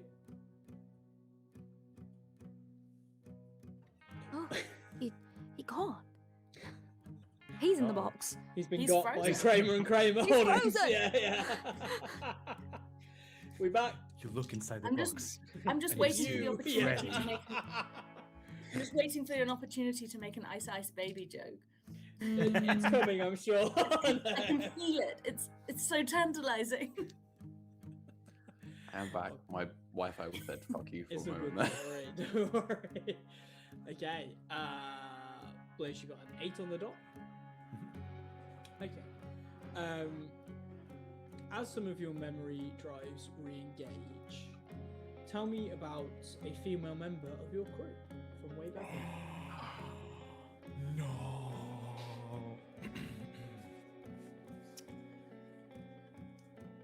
Yeah, I think this is Sasha. She was the head chef. We were a very chill crew. We just did like very normal jobs, no dangerous things. Just go there, use our tools to clear debris or pick up cargo and put it in somewhere else. So we had a pretty chill. Had a captain. We had like a ship musician. There was a chef. It was very, very, very nice. Very nice. That's why I hate my current state of living because it was so much better before. Absolutely valid. Yeah, you see the form of Sasha has not aged. As you look on the box, it looks like they've been in cryo for about 6 decades. Holy balls. What is this? He walks in inside the box and tries to wave about, see if there's any response or if there's any mechanism that he can look at to basically unfreeze him. It's the one concern that he has now. Sure, make me a savvy roll to see if you can find a way to start to stop the cryo. My other 3, can you all make me obs checks? Nope. 2 ones.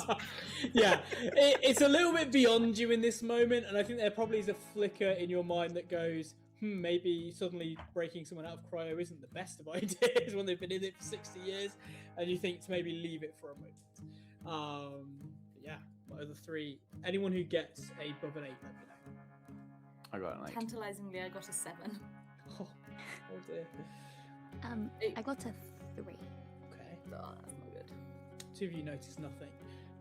Freddie, you start to hear a beacon coming from Captain's area, the helm as such.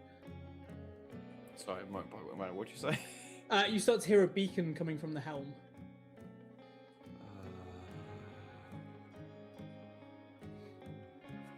Yes. I've lost Freddy, and he's gone off my screen, and I can't hear him. I think Really? that's enough. I've got no fine. blue. Maybe Oh. if Freddie, you guys are you okay? refresh, maybe. Okay. I can see everybody. Yeah, because I can see everyone as well, so you might just need to refresh. Might have been me reconnecting in. Yeah. Possibly. Because there was like a good 5 minutes. It was just being crunchy. Went, oh no, it's gonna go. And then you all dropped one by one. I went, oh no. It's fine. That's what editing's for. Can you see everyone? Okay. I can see everyone except G. Yeah. G's not Oh, yeah. back yet. Not bad. Okay. There we go. Yeah, we're back. Hey. This happened a lot when in What Haunts Us, Amy's internet dropped quite a bit, and then Right. we just lose Amy from the screen completely. So I can see you That- and hear you now. That's good to know for tomorrow when I'm recording with Amy. All right, sweet. So yeah, you, Freddie, you hear a beacon coming from the helm. Dinner's over. I'll stand up, head towards the beacon, and click it or hit it or whatever. Yeah, you get a signal. You're able to probably look what ship it's coming from. There's a ship that has just come nearby to you. There's a peacekeeper barge of the local sort of law enforcement of this area. As you just hear, hello, we're just checking in. You seem to be in dead space right now. Is everything okay?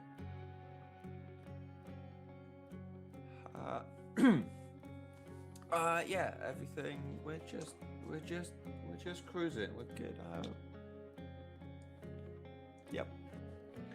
We're getting some weird scans from your cargo hold. Are you sure everything's okay? Yeah, everything is fine that I know of. Nothing my end that's out of the ordinary. Okay, do you mind if we come and check it out just to make sure everything's good?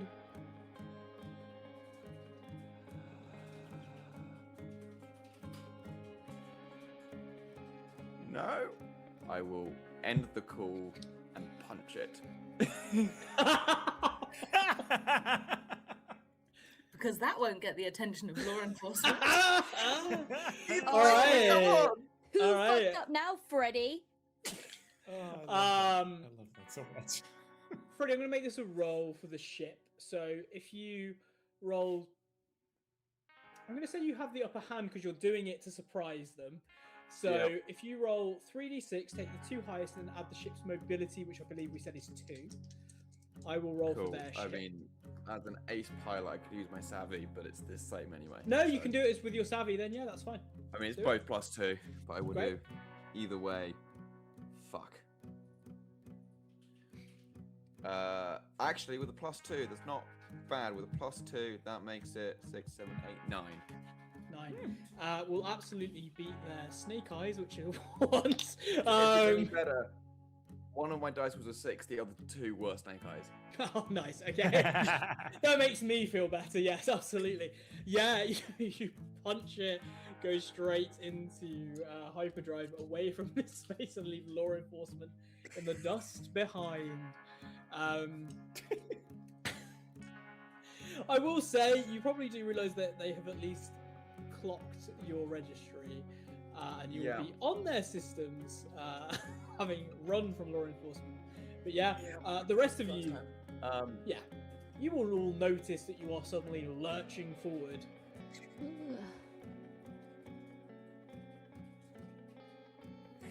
Dinner's over, I guess. Meatloaf's gone flying across the room.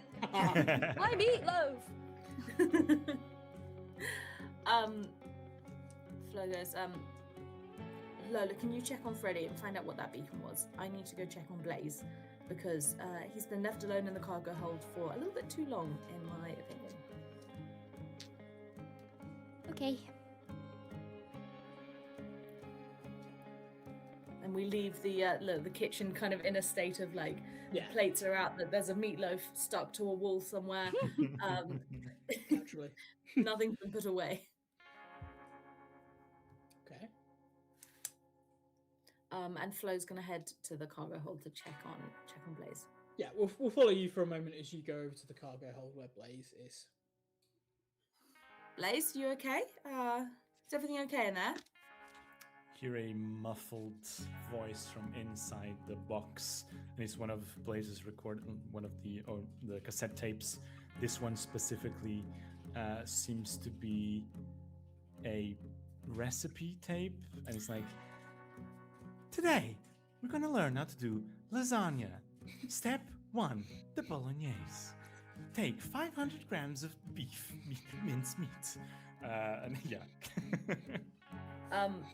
yeah, Flo hears the muffled noises and thinks perhaps due to his small stature, Blaze has gotten stuck inside the box, and so runs over to try and help him out.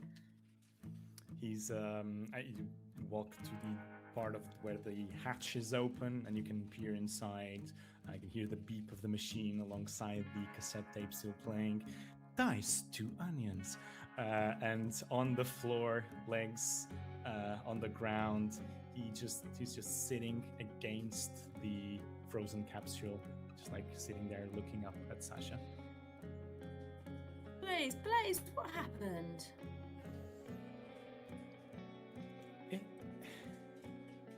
It's Sasha. Do you think Blaze will have told Flo in the past about various crew members? I don't think so. No. Okay.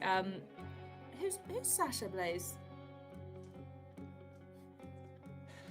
And he takes from his stomach the patch of his former crew and throws it towards you, and it slides across the floor.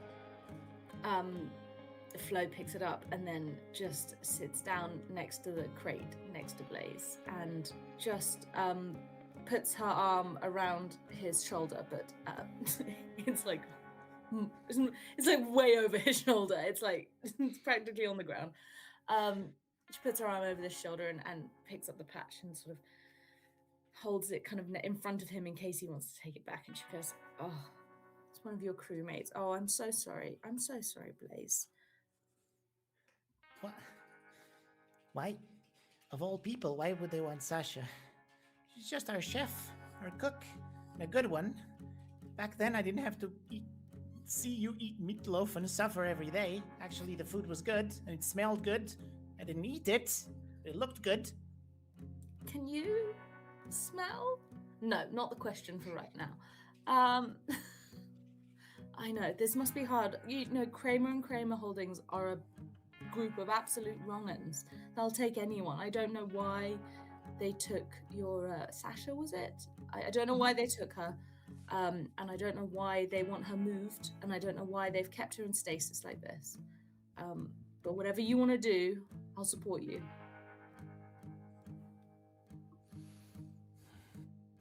And like his eye display was very small yellow dots, and they kind of flare up a little bit.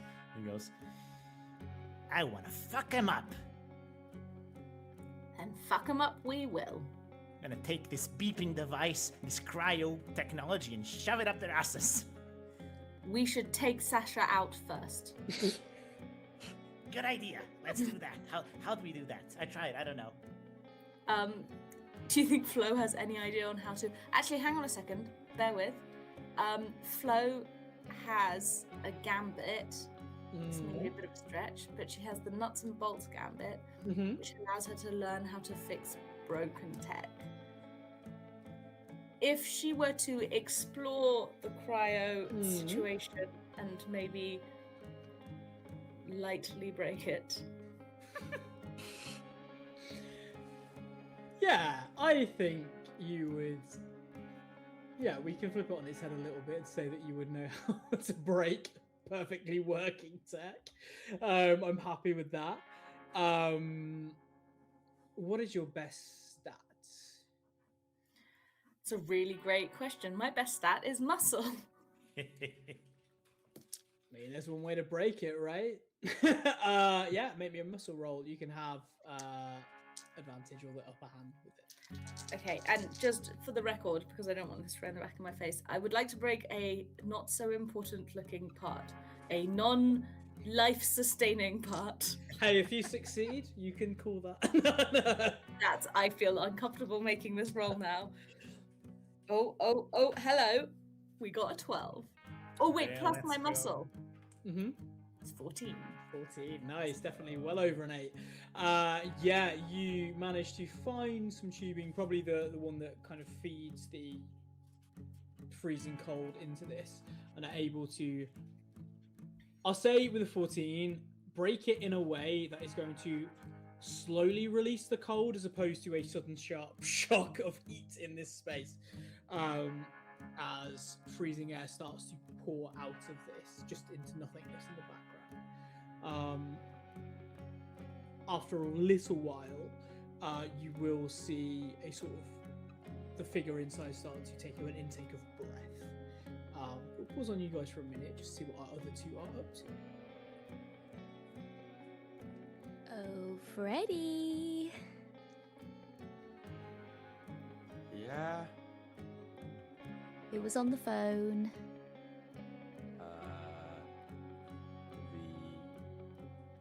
The local. What's the word? Not police. Space police? Yeah, space police. The local space police. They scanned us and we gave off strange signals. They said, could they come aboard? I said no, hung up on them, then punched it. Huh.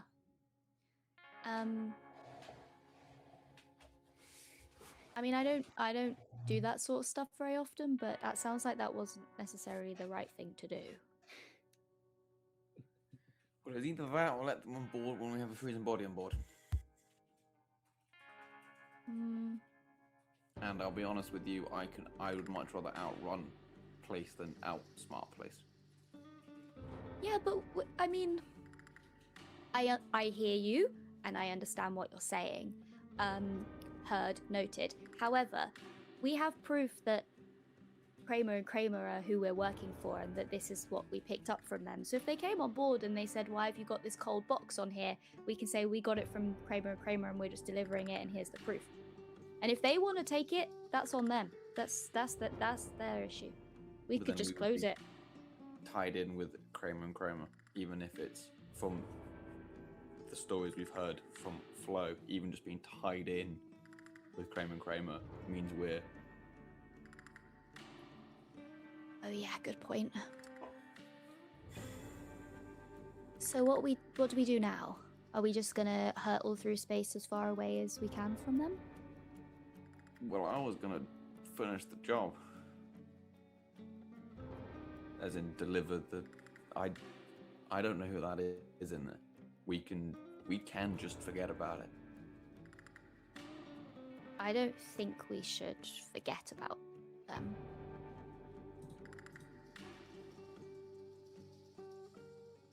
Maybe you are right. Do you know who is in that? I mean, you didn't see the body, did you? I haven't seen them, no. For all I know, it's not a body in there, and you're just having a joke with me. Whenever I joke like this. Mm. This is a big step up from an egg time, I'll tell you that much. Yeah. You're not Okay. smart enough for the egg timer either, so. Game plan. Step 1, we figure out who it is. Step 2, we figure shit out. Okay. She should just turn on her heels and start stomping over to the cargo hold. Yeah, absolutely. You stomp your way over. Freddie, do you follow? Yeah, I follow. Cool. Yeah, you find your 2 crewmates sat by the box as you see cold air coming out of it. It's going to take a little while for 60 years of frozenness to dissipate, but your 2 crewmates are sat there as you're hearing a recipe for lasagna. As Flo hears Freddie and Lola come into the room, she goes, right, and she stands up and she says, new plan, guys. Put it to a vote. We'll see what you think. That person in this box, who we are now thawing out, is a beloved crew member of our Dear Blaze's original crew. With this in mind, I propose we fuck some shit up. How does that sound? Yes. An old crew member of a crew member is still Crow. Couldn't have put it better myself.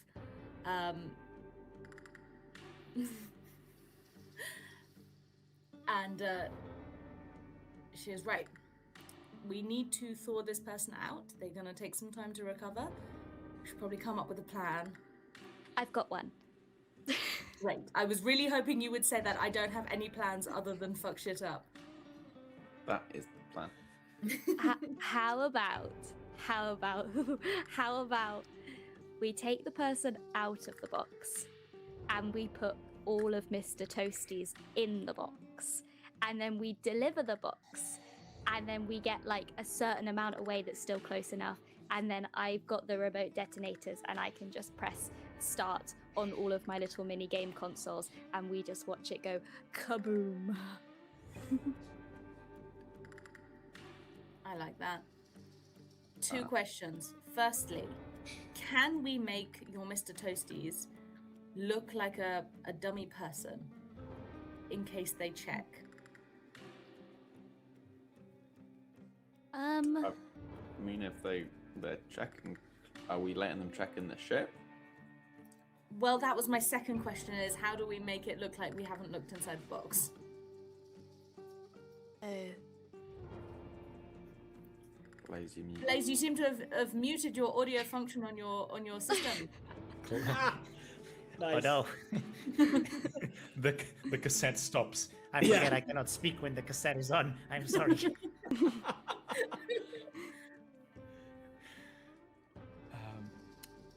I know. We approach wherever we need to approach, with the claw already out with the box. And then we drop it where we have to drop it. Don't give them the chance of checking the box inside the ship. If it's already out, they'll never check inside. They only check outside. If they do, we blow it up. If A we play remote this stop. as we want to be quick in and out as soon as possible, Yeah. And then Busy all we people need to do got is shit to do. We need to leave. Kind all of we situation. need to do is use our beacon system to remotely speak to these people, And thankfully, that's the only part of this ship that's not broken. So I'm sure we can do that.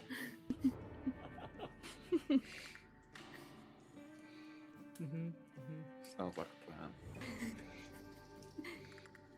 plan. Is it a great plan? No. Watching Luke Is it die a on the good plan? Yeah, so I mean, I have used speaking to them a lot. It is the only part of the ship that is definitely working. It was hyperbole, Luke. I don't know what you're thinking, but it was just hyperbole. Not hyperbole. Oh my god, hyperbole. Jeez. I feel like my smart score has dropped to 0 today. Embodying your character, don't worry. Yes, exactly. Yeah. Method acting.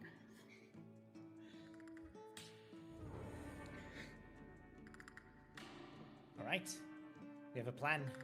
Is it a great one? No. Is it a good one? Also no. But it's a plan. And when has a plan ever failed? So Don't many. don't So many. stop. Just did the Flo. plan. Yeah. Does the station that we're going to ring any bells to you when you were working for Kramer and Kramer? That's a really good question. Luke? That was a very nice way to say my name after calling out my GM. Make me a savvy roll. Oh wait, Luke, what's the name of the station? Azure Station. Azure. I rolled a 9. 9. Yeah, tell me. I will say it's the last station that you knew of before you left, whether voluntarily or involuntarily. Kramer and Kramer Holiday. I keep want to say Kramer versus Kramer, which is exceedingly an old fucking film too. I'm just showing my age. I don't know tonight. where you got that reference Yeah. from. I wasn't of when I came up with that name. I don't know what you're thinking. Clearly. Yeah, so, you will know it is the last place that you worked for these people. Yeah, I remember. Did you say it was called Azure? Yeah. Right. Yeah, I remember the Azure port. Did a few jobs there before you got me out. So I have a bit of a memory. They may have changed some things since there. Quite a lot of stuff got blown up toward the end there, but you know all about that. So things may have changed, but yeah, I do remember it a little bit. Wait, did you say Azure? Yeah. It just so happens my gambit is well traveled. Once per arc, when I arrive on a new planet, city, or spaceport, I can announce that I have a contact or know a location very well. And I'm gonna put it out to the group. Do we want to have a contact, or do we want me to know the port really, really well in and out? What do you feel is more exciting? This is going to be rich coming from the character that loves to blow things up. But in order to kind of do a bit of damage control and not hurt innocent people, I wonder if maybe knowing the place really well and knowing the exact place where this is going to go and which place is Kramer and Kramer's part of it, if it's not all owned by Kramer and Kramer, is the best place, because I don't want to actually hurt people that don't deserve it. Yeah, as that much sounds as like I a- want to blow things up. That sounds like a great way to only blow the right people up. Yeah. Exactly. What's the case I of get it. when things are being blown up, you'll be able to direct me to navigate out of the blown up city. Mm. Rather than having to save a person as we're blowing up the city. Yes. Yeah. In that Because we all know the city has only got wrong-uns in it, obviously. Blaze is going to say, I've been there plenty of times. I spent there 2 years working at the port before the ship was ready. So long story short, I was ready and the ship wasn't ready, so I couldn't work without the ship. So they put me on other jobs in Azure, and then when the ship was ready, I went on the ship, and then you get it, right? Blaze, does that mean you have access to their data terminals remotely? No, I'm a piece of junk. But I do know their process. If it's the they go on a certain the reason don't get the message or go to a different place, they are sucked magnetically through a all-purpose chute, and that chute is all over the port. So if we explode something inside that chute, the explosion will just propagate underground, basically. It's a great idea. We just need to make sure that we can put it exactly on a small orifice, and it's a big box, so it will be hard. Where did I see this before? It sounds so familiar. I feel like this is such an original idea, Blaze. That's so great that you came up with that. I think that's really, really clever. But by chance, do we only have one shot at this? I do believe we have only one box, so I'd say yes.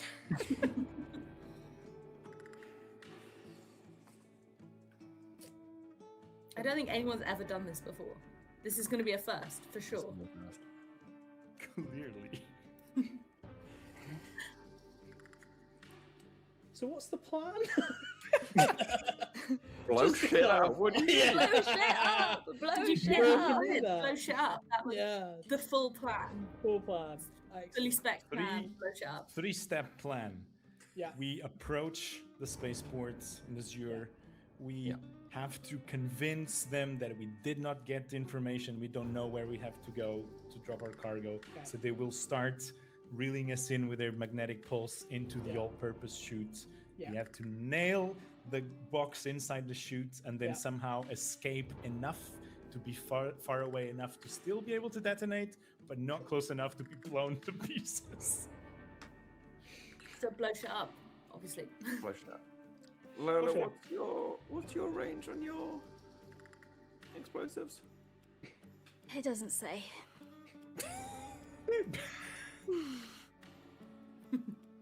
Okay. Guess we can find out.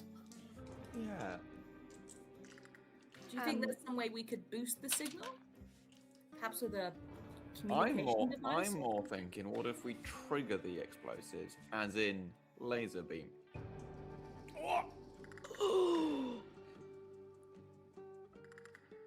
I like that. Now we're Luke- fucking cooking. Luke hates us. Like, I'm sorry, Luke. You said that this cargo ship had a mining laser. No, Yeah. I let you pick what it has. That's Well, that was very your fault. different from me Yeah, saying and the robot picked it. yeah, we didn't know where we were going with this. It's just the spec of the ship. Come on. Yeah. Like, that's just what it came with, Luke. Jeez. Play Orbital Blue, everyone. So it doesn't say what the range is, but it does say that it is explosive, Yeah. which means damages nearby structures when fired. Long range, can shoot remote targets without penalty. I think it's also deadly. Oh, yeah. I mean, I'm And gonna let something else. you. So... I mean, it sounds like it's 100% fit for purpose, exactly what it was does, designed yeah, it does. Yeah. to do. Okay. Sure. Yeah, so you are getting the body out of the cryo Mm. chamber. Yeah.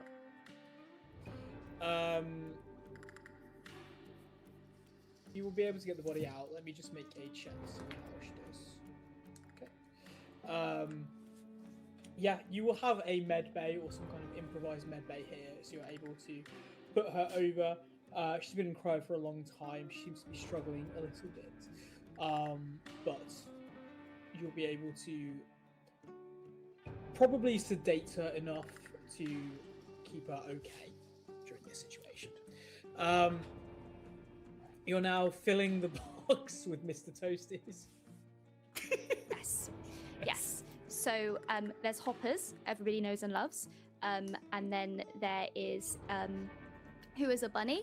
And then there is one that looks like a dog. There is one that there's one that looks like a frog. There's one that looks like a chicken. There's one that looks like a football. and there's one that looks like a mushroom. Nice. Yeah. I've been to IKEA. There's a It's Dungle so- Skog. Yeah. And Survive in this world. Yeah. Yeah. Absolutely. Yeah, you fill it with, with your various explosive toys. I get a blues now. Thanks. Good. But I as a also got struggling a blues. artist, I get one when I rely on my talent. Nice. Yeah, you get your blues. Okay. When I use my gambit, I also got the blues. That's fine. Nice. Yeah. Okay. Cryo chamber is full of explosive toys. I assume we're locking it back up. Yep. Yes. And taking extra good care to make it look like it wasn't open to begin with. Note it. I mean, if it's going to explode. Does it matter? Yeah. We don't want to arouse suspicion like Straight away. too early on. Sure. Yeah. Sure. Valid. Okay. Yeah. You fill it with explosive toys. Lock it back up. Okay. You start to approach as your station. Just so I've got it right in my head, you are putting it on the crane and having that outside of the ship on the way in, or are you waiting On the till way you're in, or I think Obviously, we once should you've have got the past claw. orbit. Yeah. Yeah, I think we should have the claw ready to go, Yeah. and I think then Yeah. we should open the bottom at the right Sure. time. I think we should Sure. be prepared. yeah, Fingers on the button. yes. Whose finger is on Blow the up button? button for me. Whose fingers are on what buttons? There are lots. Yeah. So someone's got to pilot it, obviously. That's probably Yeah. Ready? Yeah. I will Okay. back I up. imagine Blaze is on The claw. the crane, The claw, okay. as despite his assertions, he actually can use it. Yeah. Yeah. And then on comms, what do you think, Lola? Probably you. Well, I was thinking that I would be the one that. Oh no, we're using the laser, aren't we? I was going to say I was going to use my remote detonators, but are we using the laser or are we using the remote detonators? What's going to be? In my head, the laser is there as a backup. Yeah. And then Plan if A, you trigger plan your B remote and it kind of doesn't situation. trigger, then you can shoot the laser. Okay. Because I've got 6 separate handheld gaming systems. Game men. Not to infringe on copyright. Game man, yeah. Distinct. So I'm gonna need 6 fingers to press on all of them. Yeah. So I imagine that Flo didn't want to be on the comms because she felt like she might blow their cover, and tried to get Lola to teach her how to use these confounded shenanigan machines. She cannot get them to work. She gets confused, a little bit stressed, and is like, fine, I'll do the comms. It's fine. Cannot do this.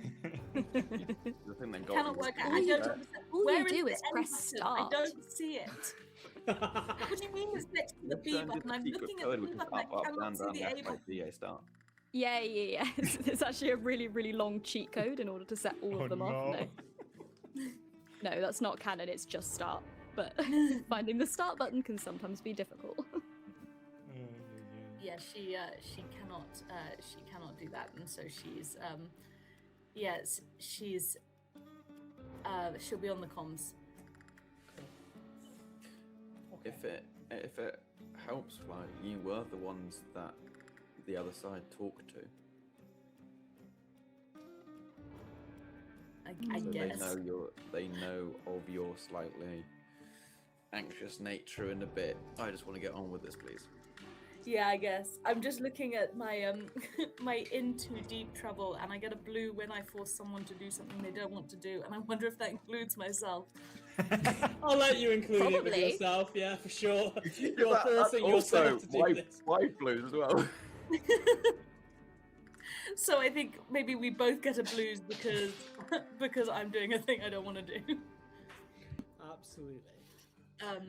Okay, yeah, I'll go on comms, and then what is it? We're just pretending that we haven't got the information of where to drop the cargo. Yeah, just. Well, to be fair, we didn't get the information where to drop the cargo. We almost certainly did. We just got told. Oh, your station. And if Okay. and if someone tells you, just pretend like what? I can't. It's the signal.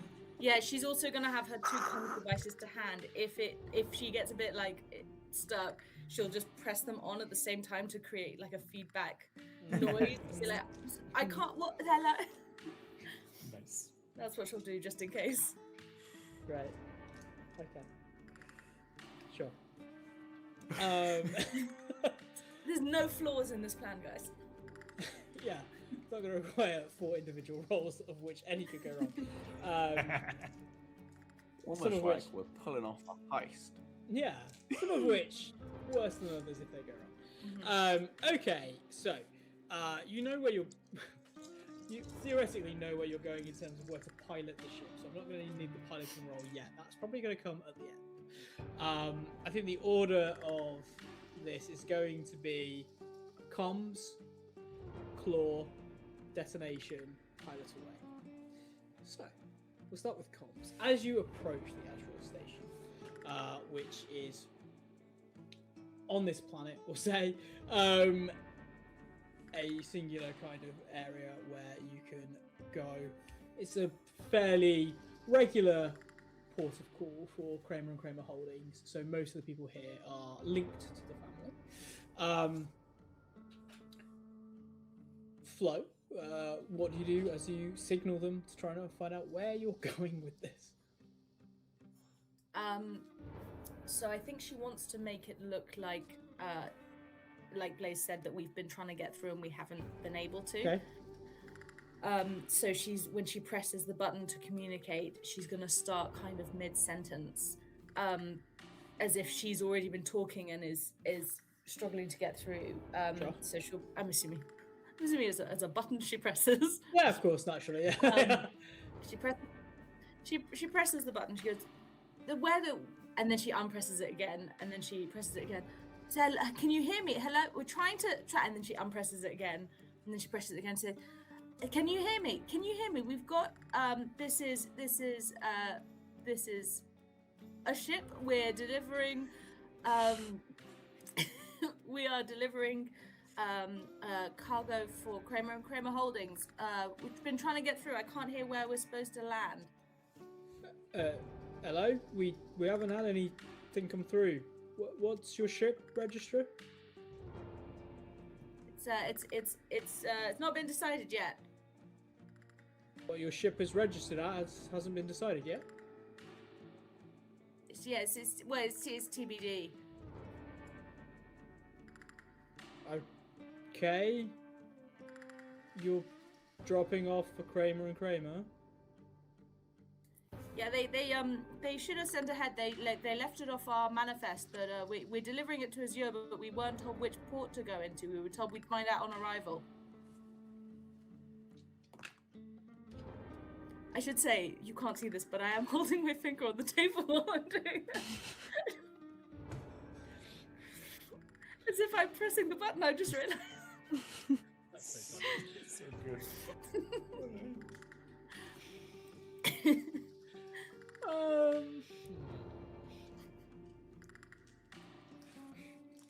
Deciding what role to make this.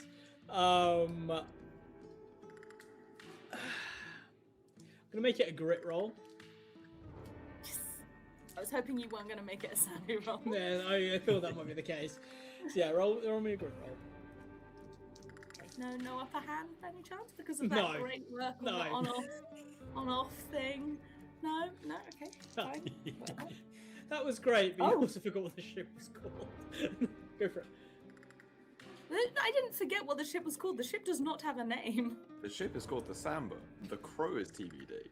Oh, I misunderstood the question. Don't worry, it's fine. Don't worry, it's all good. What did you roll? Aoife did not pass that savvy roll. Well, that's fine. because I got an 11. Oh wait, plus 1 for my grit, 12. Yeah. Okay. Yeah, we've got a 54M84 here to drop some cargo. Is that you? Is that Samba? Yeah, that's us. Okay, if you go to the Eastern Port, that's Kramer Sorry, what? Granger's. Sorry, I can't. What? And she Eastern Port. she presses Eastern. the comms device, and it gets like big, this big ringing noise, echo, like a sort of reverb. Sorry, Eastern Port. I can't. I'm gonna just have to drop it. We've got to get off. Fine. Yeah. You help until the Eastern Port, but yeah, wherever you want to drop it is fine. We didn't hear. I didn't hear anything. I think the line was breaking or something. So unreliable, these old ships.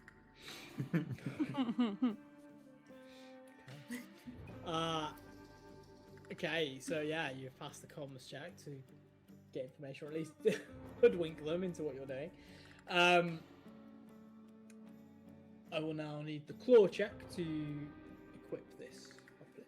So if you roll me a savvy roll for this to get it exactly where it needs to go. As we approach the all-purpose chute, Blaze, super tense and nervous, piloting the claw very minutiously. Alrighty, this is not gonna be easy. Ugh. That is 8 on the die plus 1, 9. 4. Great, yeah. You're able to equip the cryo chamber gently enough that it doesn't blow up while you're on the ship. And start to lower it down towards where the all-purpose chute is. I would say, Flo, you'd hear on the comms just what's going on? No, don't just drop it. As yeah, you look out, and it lines up perfectly as you go to drop. Press the big red button, and it demagnetizes and drops the brick. Yeah. Falls down. Destination then. It will probably be a savvy roll for this too, to do it at exactly the right time. It's not going to, even if you don't fly away perfectly, it's not going to do too much damage to you. Is the claw still out? Have we left the claw out for the time being, or is the claw like? Yeah, it can be. Yeah. Okay, because I think, for the fun of it, Lola would have definitely used the skipping rope that she found earlier to tie herself to the top to the claw, so that she can kind of like lower down with it. Yeah. So she's tied herself with the skipping rope, if you'll allow, so that she knows like the perfect moment. So she's not doing it from a window or doing it from any angles. She's like above it. She knows when the perfect moment is. And just for the fun of flying away whilst holding on, I think that's going to be fun. Sure. Right. A savvy roll, you say, yes? Yeah. I will let you roll with the upper hand. If it fails, Lola's gonna get untied from the ship. So you can either roll straight, just 2d6, or I'll let you roll with advantage, but if you fail, there's a pretty serious consequence for Lola. Do I umpire the wheel? Yeah, but you're not. He might get you after. I don't trust my ability to tie knots. You don't have to take it. Oh, why not? No, I'm taking it. I'm taking it. Let's I'm hearing a whisper to do it, so I am doing it.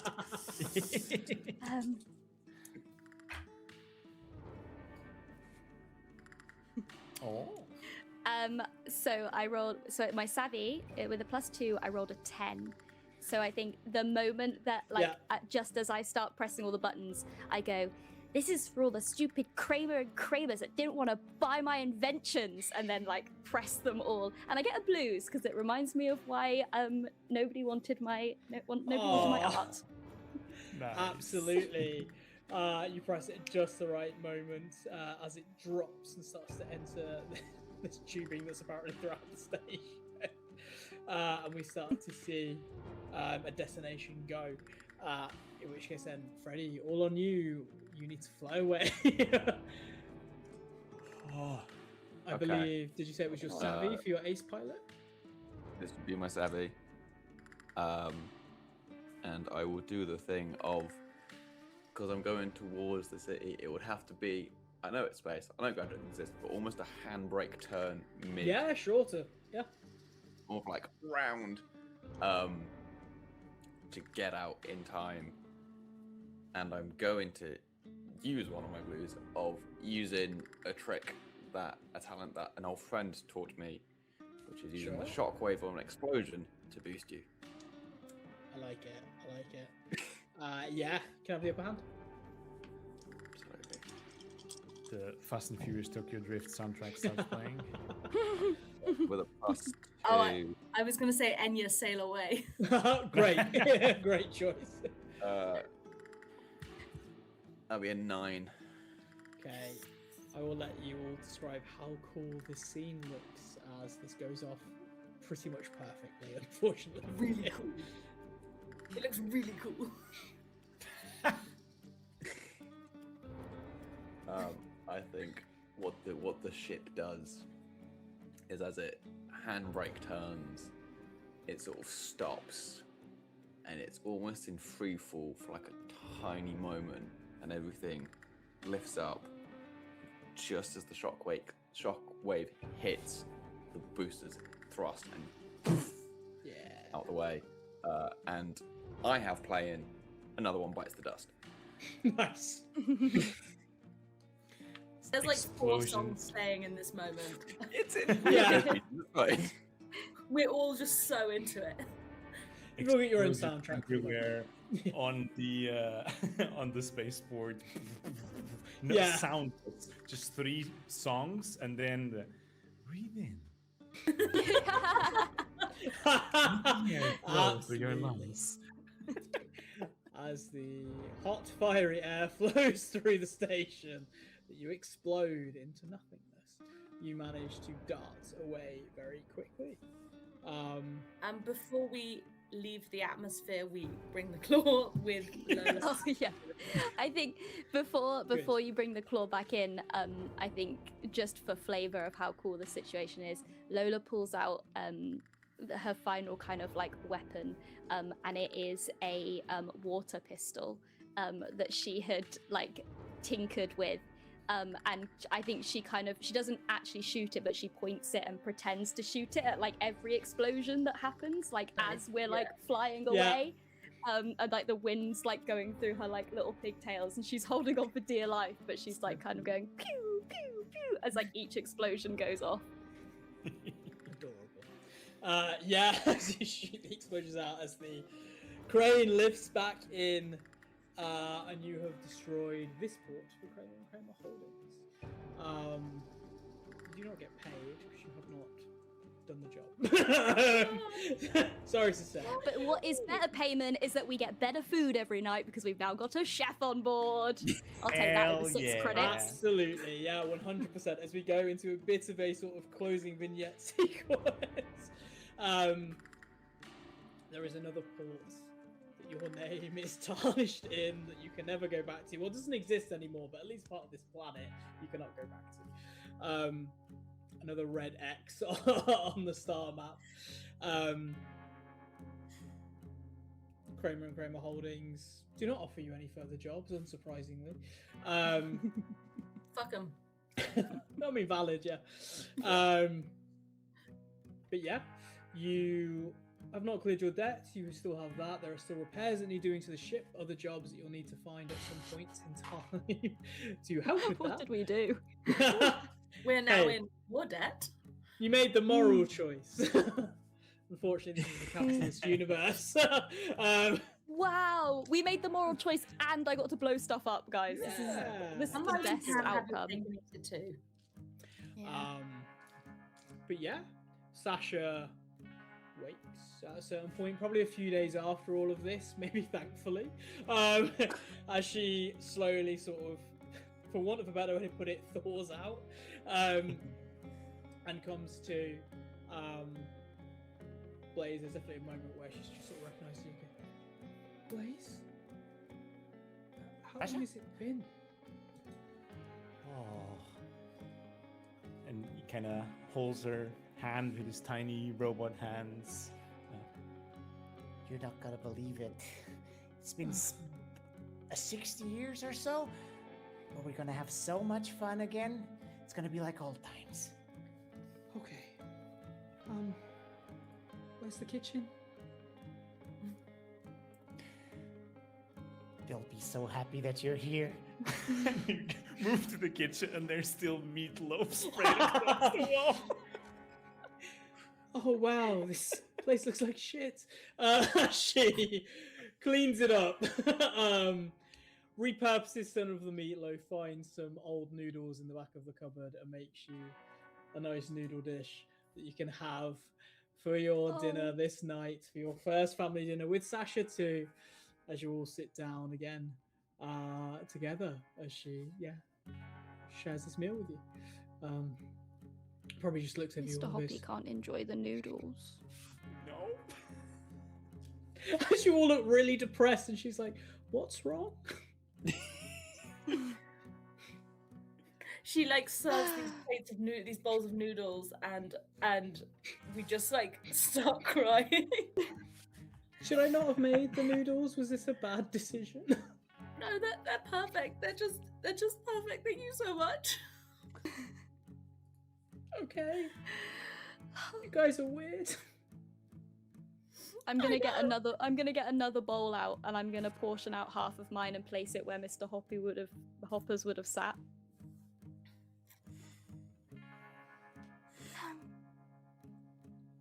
She just turns to Blaze and goes, "What's going on?" This is not even the little. It's gonna get so much worse, Sasha. So much fucking worse. We really need to find the other guys. Yes, please. Okay. As we fly away, a bowl is sat next to Lola, uneaten in mourning to a bunny that was exploded to destroy a space station elsewhere in the solar system. It fulfilled its life goal. It did.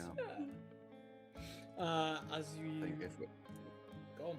if we are sat there, I think I will look over at Lola and be like, the next town we go to, I'm buying you another one. Thanks, Freddie. Okay. As you sail away to your next job, getting credits from somewhere else. A couple of people on your tail, both peacemakers, and Laura and Peacemakers. Hollers. You never know. Hey, maybe them too. But that is where we will end our little adventure for tonight. As you successfully destroyed a space station. I don't know why I expected it to go any other way.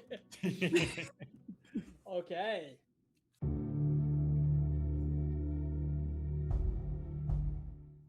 So that brings us to the end of tonight's Bard Shots Orbital Blue. Thank you so much to my players for giving me so much chaos, but for joining me first and foremost. We'll go around just to see where people can find you online and any projects you want to promote. So why don't we start with Aoife? Let's go to you first. So you can find me on Instagram and more recently YouTube at Kumaruma. So that's KUMAROOMA, and yeah, I'm around. Perfect. I'm here. Nunu, why don't we come to you?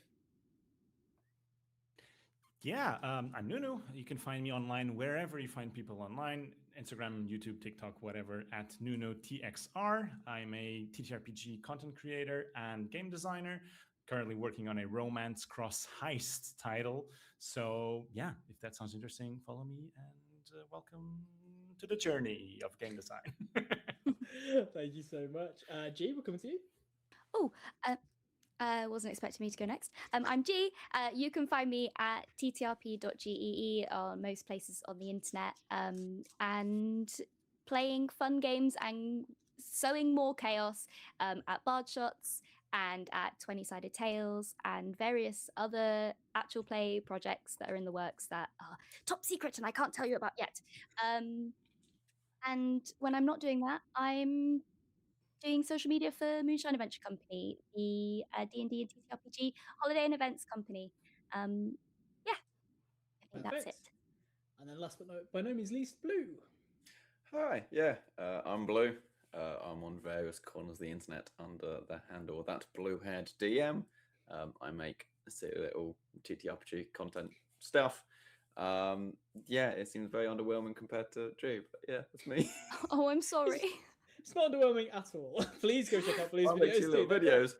Oh wow, this amazing company. It's fine. Hey, I'm just around, so you know. Moonshine's great. That's all I have to say. They're great people. We're all just around, really. But no, absolutely go follow these amazing people and see what they're up to. I'm sure they will all be on future Bard Shots episodes, to my delight. But thank you to those of you that watched along. If you enjoyed tonight's episode, please make sure to follow and subscribe. You can find us on Twitch, YouTube, Spotify.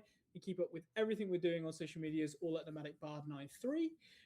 You can join us next month where we have a whole host of amazing games, including a returning system. But you'll have to keep an eye on our social medias to find out more details about those. We'll be dropping dates and casting announcements very, very soon to tease our upcoming May games. But until then, I have been Luke Nomadic Bard. This has been Bard Shots, and good night, everybody. Bye. See Stay ya. explosive. Yes, stay explosive. Next t-shirt.